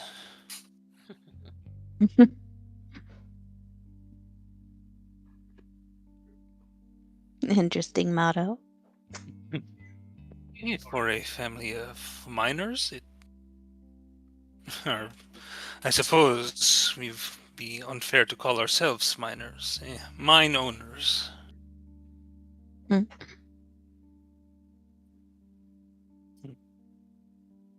He just sort of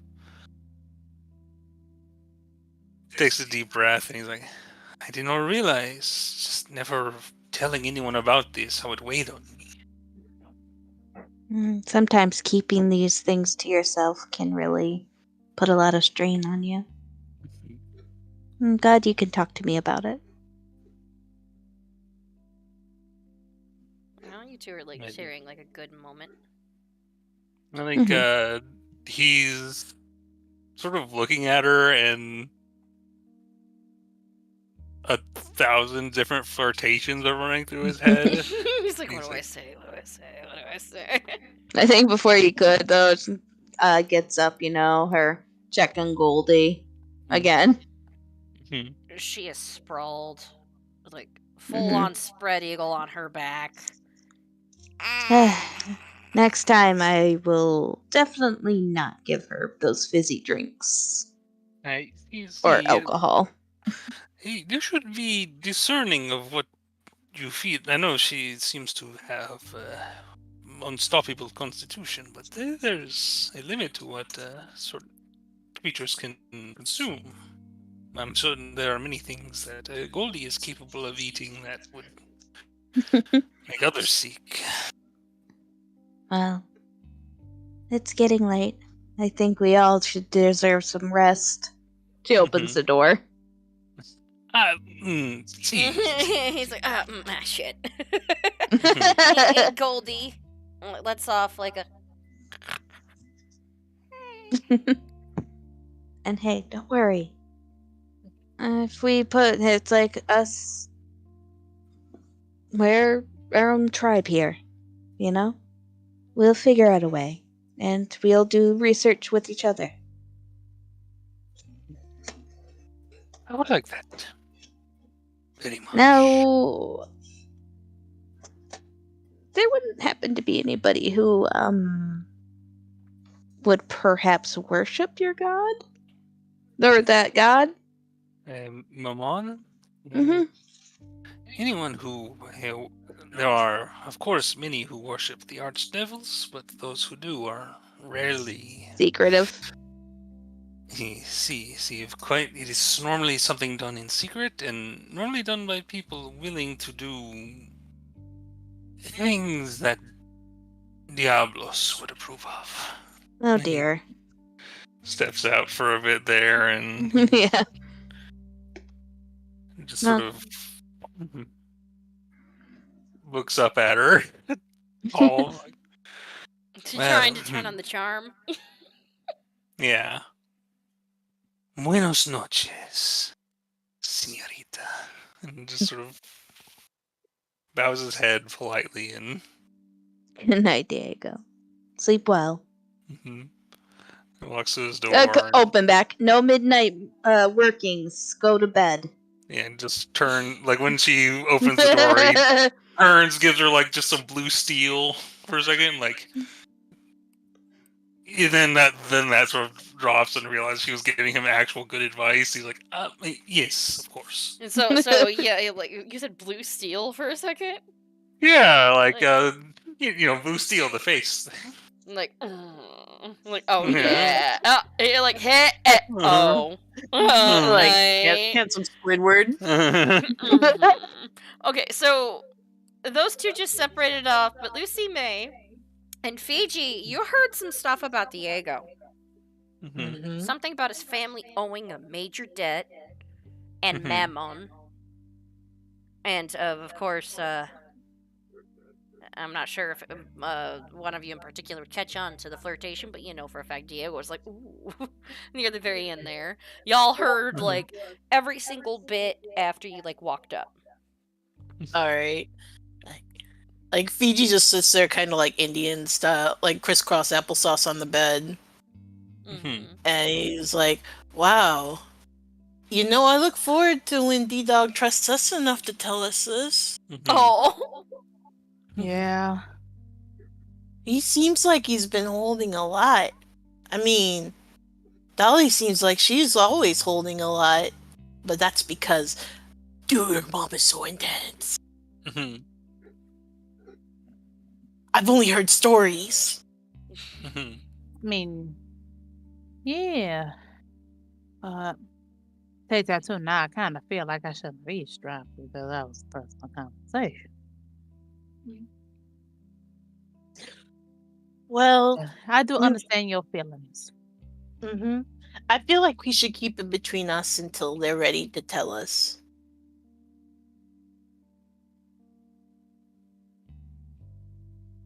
Yeah, let's do that. Oh yeah, by the way, we've been sitting like really close. Your tattoos look so cool. I never really looked at them. Oh shoot! Well, I forgot. I was like, oh, I'm sorry. I didn't mean to invade your personal space. Personal space. You dorks. Ha. Well, you got. I think a cat caught my tongue there. Got me Well, speechless. I better give it back. Well, no, wait. Ow. Just like the whole like little like I better give it back. Like I got your nose bullshit. Yeah. Fiji's doing exactly that, like the got your nose thing where you stick your thumb out a little bit. Got your tongue. Oh my god.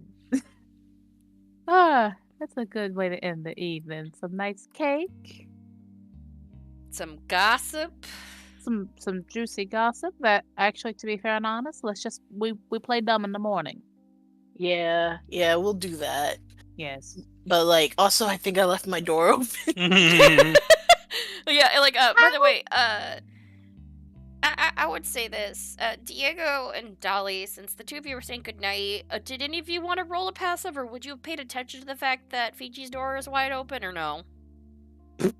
I don't think Diego would have noticed. He was focused on Dolly. Like, hey. Yeah, he's not nosy like me.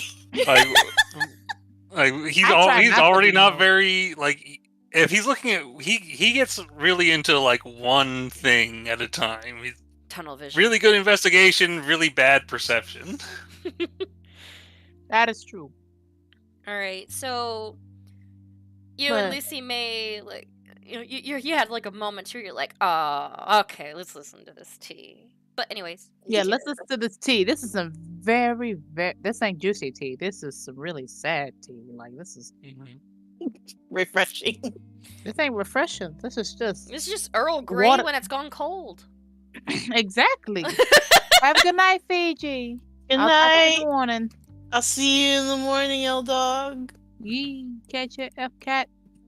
Yeah. Oh, F cat. That's cute. He's like, oh, you got a nickname now, Fiji. F cat. I know. It's way better when someone gives you a nickname. If you give it to yourself, that's just sad. Oh, yeah, true. That is true. Oh. And I'm locking my door because I don't want nobody else trying to spook me to see. Shut lock. Lock door. Cause guess what? I understand that we're all in a house. I just don't like it when. Shit! Did we lock the door? Yeah, door. like essentially you can say you locked it, but don't worry. Usually Mrs. Bonnet handles that. Mrs. Bonnet's on point with that. Oh, okay. I'm over here. Unfortunately, this. Did I lock the door? It's just like, did I lock? Ah, yeah, it should be good. All right. So you go to bed, Lucy May? Yeah, I go to bed. I actually do look at my. Actually, do I even have any of my kits with me? I don't think I do because they're kind of heavy. Maybe. I think they're still like in the carriage. Maybe. Shit. But yeah, at this point, you'd be tired, to be honest. You've had a long day. Yeah, I did. Let's see. Fiji, you going to bed then too? Yeah, I'm gonna go to sleep. She's probably the moment you hit the pillow. Yeah. Fiji just starfish sprawled out. Yeah. Alright, I know Dolly would be heading to bed. And what about you, Diego? Are you up for a little bit longer, or do you decide just to finally lay down? And honestly, how's he feeling after telling that secret a bit, actually? He's feeling, he's thinking about his grandfather a lot, and whether or not he should be mad at him, whether that's the right thing or not, whether he could. So I think he would be like having trouble relaxing because of that, try to distract himself with something. So I think Try to sleep, but I think he, at the very least, he's gonna pull out the alchemy jug and get himself, and at least the acid is probably the most valuable thing it can produce. So he's gonna produce another vial of acid. Alright, so you just do that, but then you also have that voice in the back of your head of, no tinkering, go to bed! Dolly, it's like her warning, like, nah! Yeah, so he goes that, then he thinks about all the various little things he's been meaning to work on that he hasn't been able to because he's focused on the TX2, and then he's like, he did tell her that he would, and he's not gonna break his word to a señorita. I see. He's like, fine for Dolly. And he, just gets all his stuff and, takes off all his fine clothes and folds it up nicely and just goes to bed. Yeah. So, all of you have a nice long rest, but are awoken in the morning to a ho! And you hear stumbling out, and you hear a guy like, really? and so it's you just hear struggling, and then you hear a stomp, duh, duh, duh, duh. Heavy footsteps, and you alright, it's so all of you wake up to that. Oh, are you kidding me? It is too early for this. Who doing this? No, I want to sleep in. Let me. Yeah, you just hear it's still really? Alright. Fiji peeks out. Do I have a window? You peek out. Oh yeah, there's a window usually it's full on daylight outside. It's just how the map's built, you can't really see the daylight. You're in the upstairs area. I think Diego would be. I think Diego probably would have. He keeps to a fairly strict schedule. Well, no, actually, no, he doesn't. He tends to stay up way too late, then. So I think. Sleep. Yeah, I think he's just now getting dressed, and if he wants to go see what that sound is. All right, Dolly, would you be up by now and hear that? Dolly? Oh, she must have stepped away. You're muted. I was asking if there we go. Oh jeez. Would you be awake now too? You heard and stomping. Yeah. I open the door. I'm wondering what's going on. All right. So Lucy May, you're still in bed. You're just trying to cuddle up to the pillows. Yeah, screw this. No, no. I'm getting up. I was like, you know what? You don't wake me up. Okay. Face the wrath of the short queen. Yep. All of you almost simultaneously just open your doors and peek out, and I'm not gonna lie, you see an interesting sight. You see a barely dressed Adi Sharma. Oh my. Essentially a loincloth. It looks like he sleeps with very little clothes on, and you see him backing up, and he's wiping his ears, really, and then a Goldie runs out with an earring in her mouth, past the liquor. Backwards. Okay. Oh, she was nibbling my ears, and his ears do that cow twitch, ugh. I take the ring out of her mouth. Nope. Twist it out of her mouth. I'm handing Goldie to Diego. Take the baby. So you walk over, like her just keeping, her eyes on his eyes. Like the awkward, I'm looking you in the eyes, I'm not looking down, I'm looking you in the eyes, I'm not looking down. Lucy May's like slowly backing. Well, yeah, you saw a lot of him. Unfortunately, I'm also 4 foot something, so. Oh, yeah, that's right. You're that height.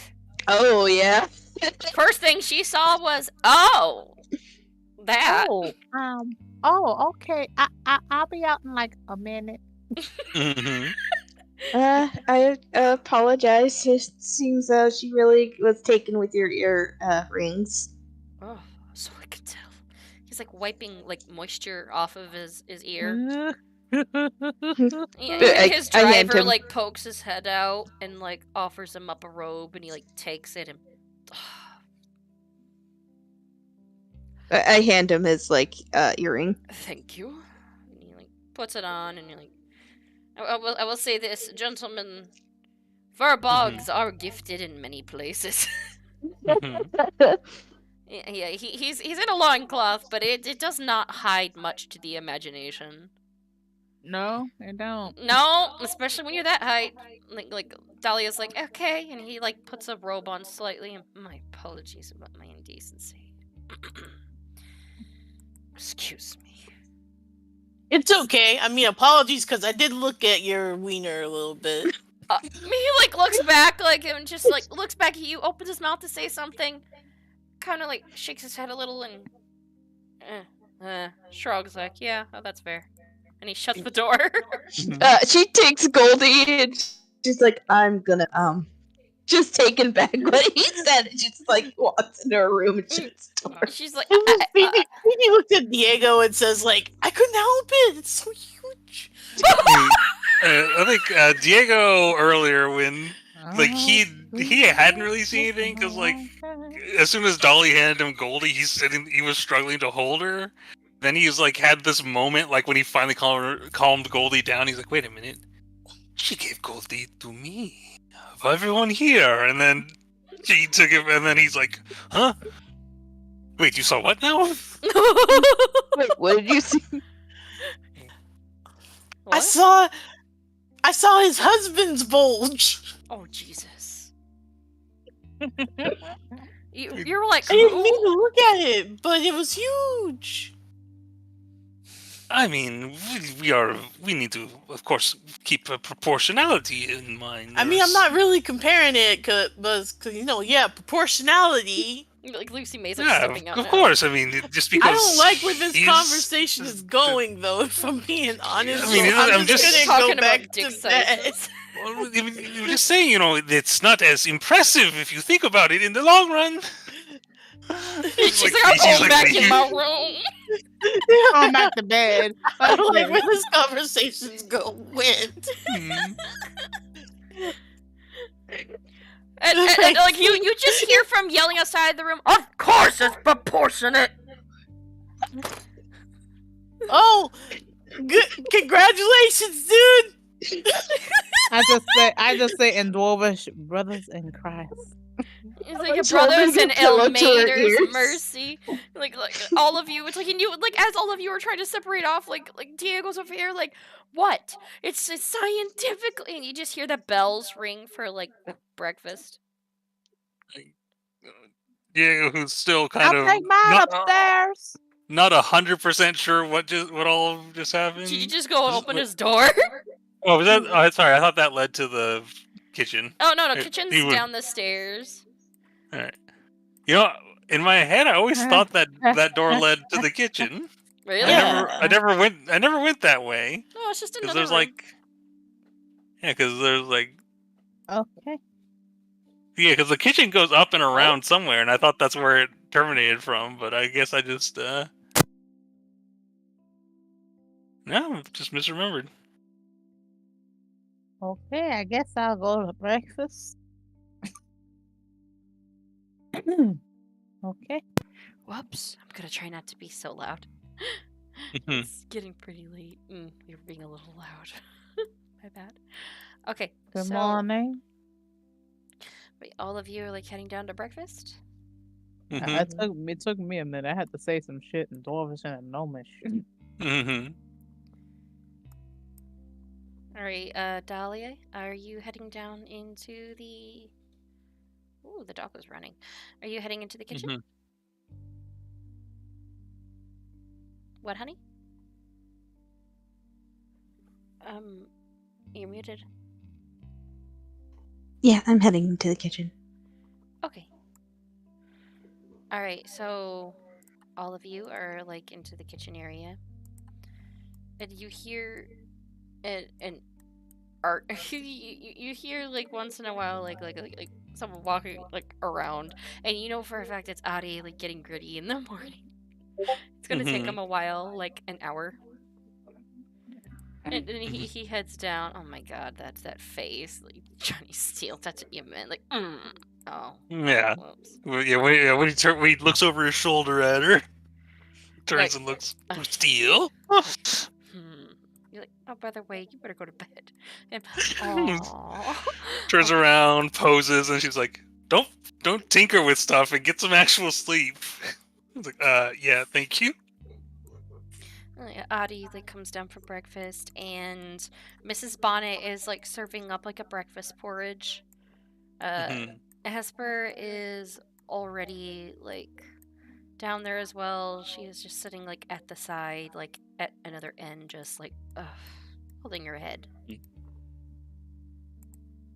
You all right this morning, Miss Just a little hungover.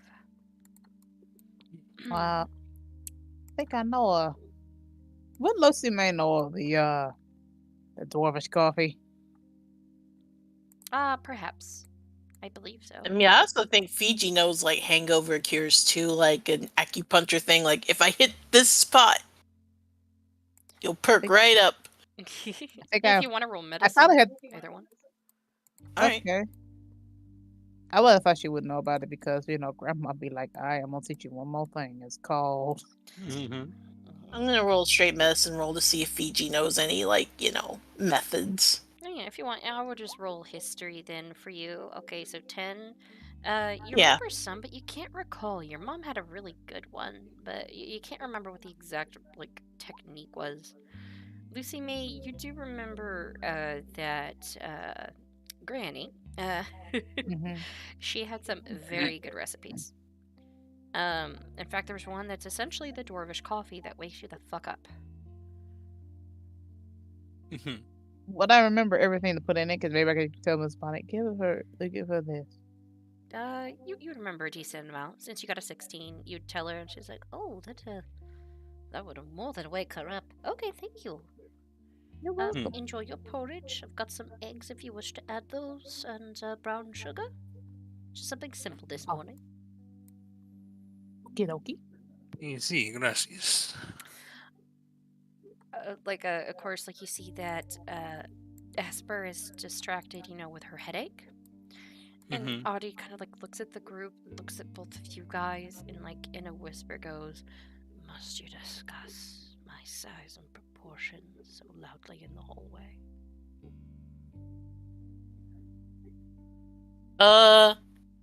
Maybe. I mean, I thought we were done with that conversation, though.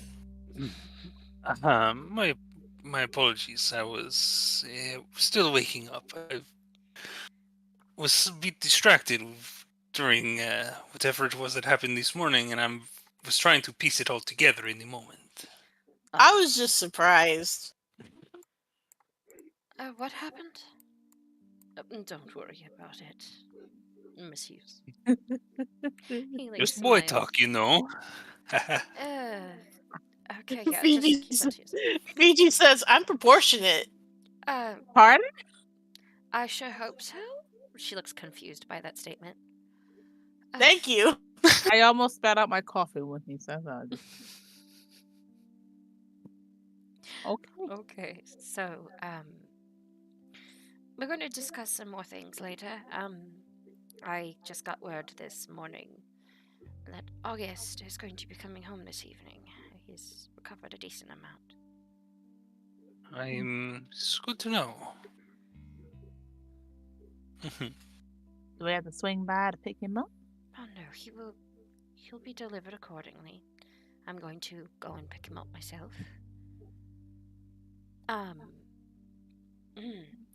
Mr. Adi Sharma, would you mind accompanying me for some business ventures today? I wish to show you a little bit more about the company if you wish to possibly invest, but I will not give you the full description of what my associates and I are creating until the reveal. You just nod. Very well. Give me time to at least take a bath and get completely ready. I had a rather unpleasant awakening.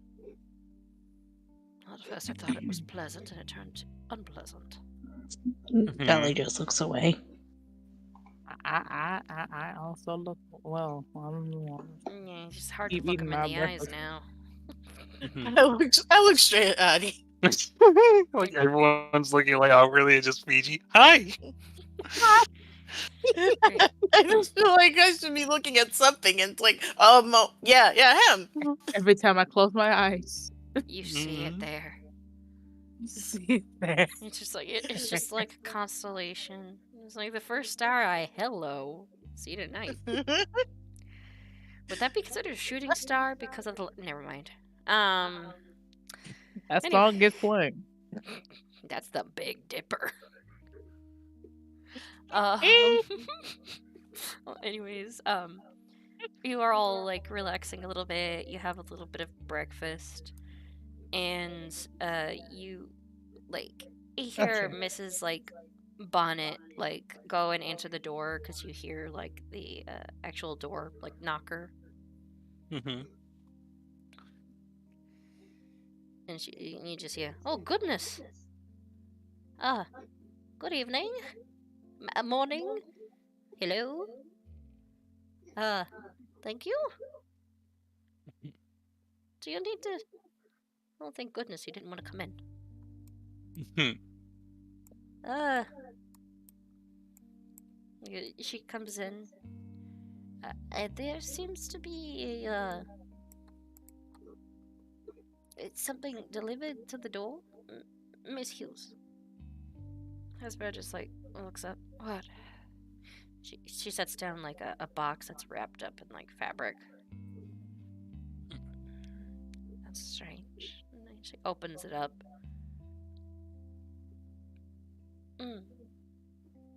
Okay, that's strange. There's no delivery company. It's just a package.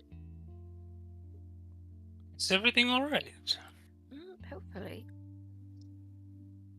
It said to the possible killers you dropped this. Sits up at that. Pardon? She opens it up like the little box, like it was like wrapped up, and like you see inside, apparently something that came, like you recognize it as one of the like weapons, from the guys that you guys like kicked the ass of outside the hospital. Mm-hmm. And it still has a little blood on it. She like stands up in like shock a little bit. Who dropped this off? This is a bloody gun. A strange man with the most peculiar armor.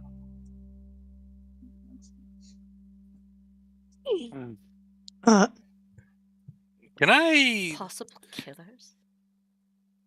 Possible killers of what?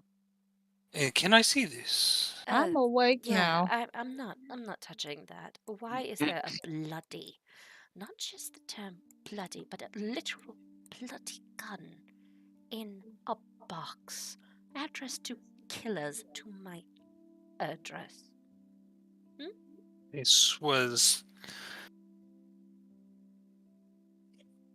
the other day before we encountered the man that I told you of in the armor, which that was him. Possibly. Let me. I do not know. He saw us after a bit of a scuffle with a few bandits. Adi, I'm listening. This is entertaining. And, wow. Can I like investigate? Can I like investigate this gun and like Yeah. what did it belong to somebody that we fought earlier or? Go ahead and I didn't investigate. think they had a gun though. I think you guys see like Diego like even like he's so used to doing this he doesn't realize it might be confusing or weird to other people, but he's like putting on his gauntlet and he zaps himself in the forehead to give himself guidance. Just sort of wakes up a little bit more. And I'm gonna See go ahead Hesper and just lift her brows at that. Okay. investigate this thing a little bit more closely. Whoa. 29 Yeah. plus a D4, which makes that a 31. Jesus. So yeah, what does Diego learn as he's studying this? Okay, so when you guys stopped, you realized, like, when you had, like, those guys that got on, they had, like, the different weapons and stuff and knives, and some of them had some firearms. And you realize looking at it, like, yeah, you see some fabric connected up to the gun that came from one of the guys that got conked pretty damn hard. He, like, dropped his other weapon. He did try to use a blade to look intimidating in the moment. He could have literally shot you. But this is his weapon, and the blood is dried on it. It is definitely from the other day. And you know this because of the fabric that matches the guy's jacket that got the crap kicked out of him.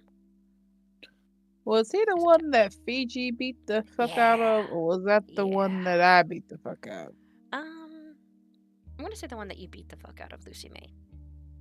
I think it's if it was the guy who had a knife to my throat, I believe that's the one that Fiji rode like a skateboard and then beat up another guy. Yeah, actually. Never mind. It was the one that had the knife. You recognize it because of the fabric. But the blood that's on that is from Lucy May's hit. So it's a combo. But yes, you recognize the weapon. You recognize the gun. And you realize too that this must have fallen into like the carriage, and when you guys stopped, it probably fell out because of how abrupt the stop was. And he returns said weapon. Looking inside of the box, you also find a little note. It's like, unsure if this is evidence, but I could care less. Watch where you're driving next time.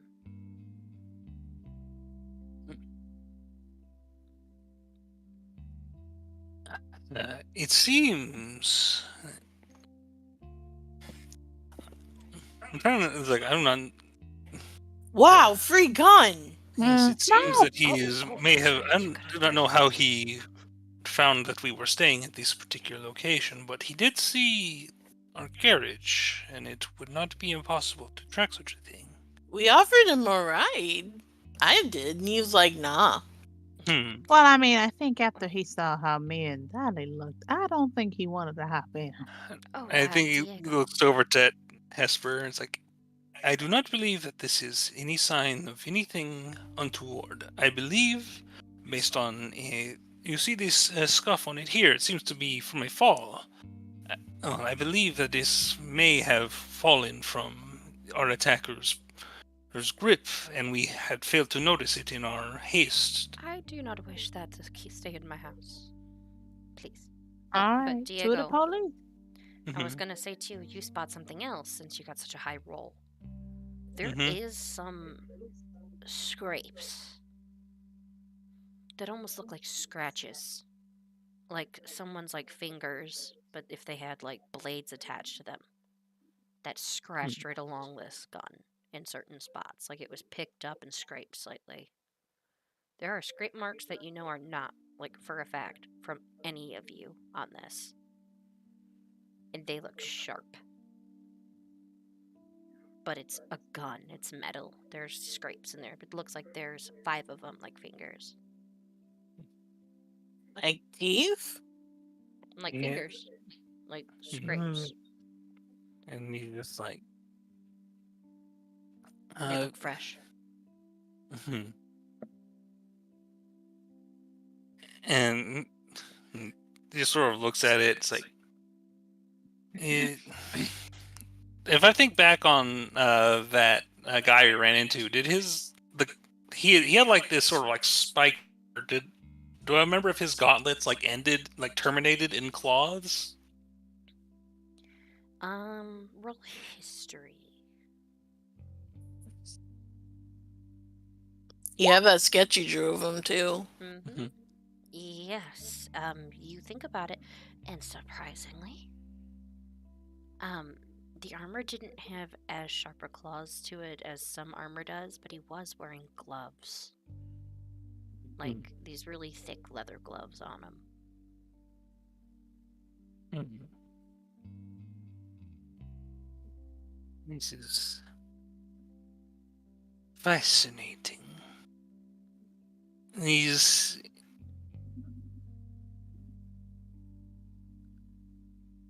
Well, I do not think, as much as this have gathered my attention, I do not think it is anything to worry about. It seems to be a good Samaritan who believes that we may have lost something and has chosen to return it when he could have easily kept it for himself. A good Samaritan that returns a possible murder weapon while simultaneously calling you possible murderers and saying unsure if this is evidence?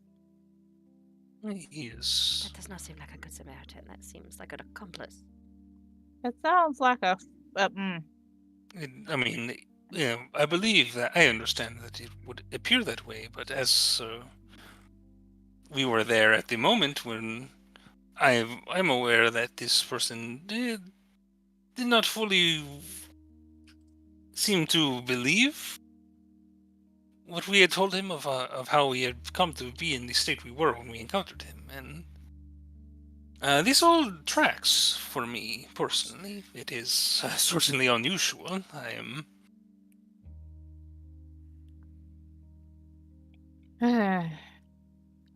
With the. Also, is this pistol any better than like Sprock's old pistol that I've been using? Or is it like newer or better condition? Just because I know Sprock's pistol, like, it has a crazy high misfire chance. With something like that, it probably would misfire. It doesn't look like it's in the best condition. Like somebody just more or less cleaned it sloppily and hoped that when they aimed, they could pull the trigger and it would work. It's a clunky gun. Yeah, one of those guys who just, whenever it breaks, he just steals someone else's gun, I guess. Yeah, kinda. I think,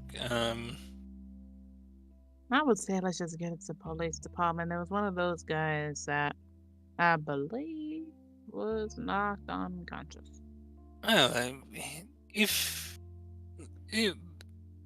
we did direct the town watch to these figures, so it stands to reason that we may have some information, or we may have some paperwork we need to fill out, or questions we need to answer. But I think the one thing I would like to point out is how many bandits are in this town to where we have to talk to the guard every time. Just saying. Oh, that reminds me. I did receive a parchment yesterday. I forgot to mention. Oh, Lord. Not really a summons, but it did come from the station about meeting a detective today. Oh, yeah. I would suggest that you head over there as soon as you're able. And Mr. Sharma, I am deeply sorry you had to witness this unscrupulous activity. He's like, oh no, if you said he was a reaver and with the armor, I'm saying that's pretty much on the books. Remember, I come from that country. They handle bloodshed and slaughter casually. If anything else, just makes me feel at home. But yes, I will accompany you today to your other events, and perhaps meet this brother of yours. Breakfast was delicious. I shall go upstairs and get ready. Enjoy your day at the police station. And he gives a slight bow. And he and sort heads of upstairs. returns it. Well, Hesper like gives off a sigh of relief, like, you know, when he steps out, and she's just like,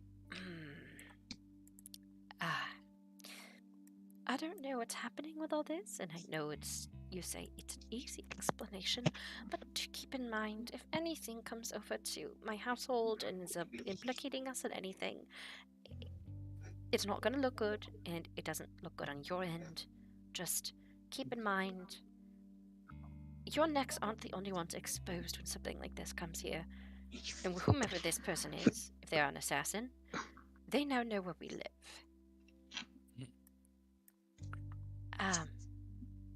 And please just dispose of this bloody mess.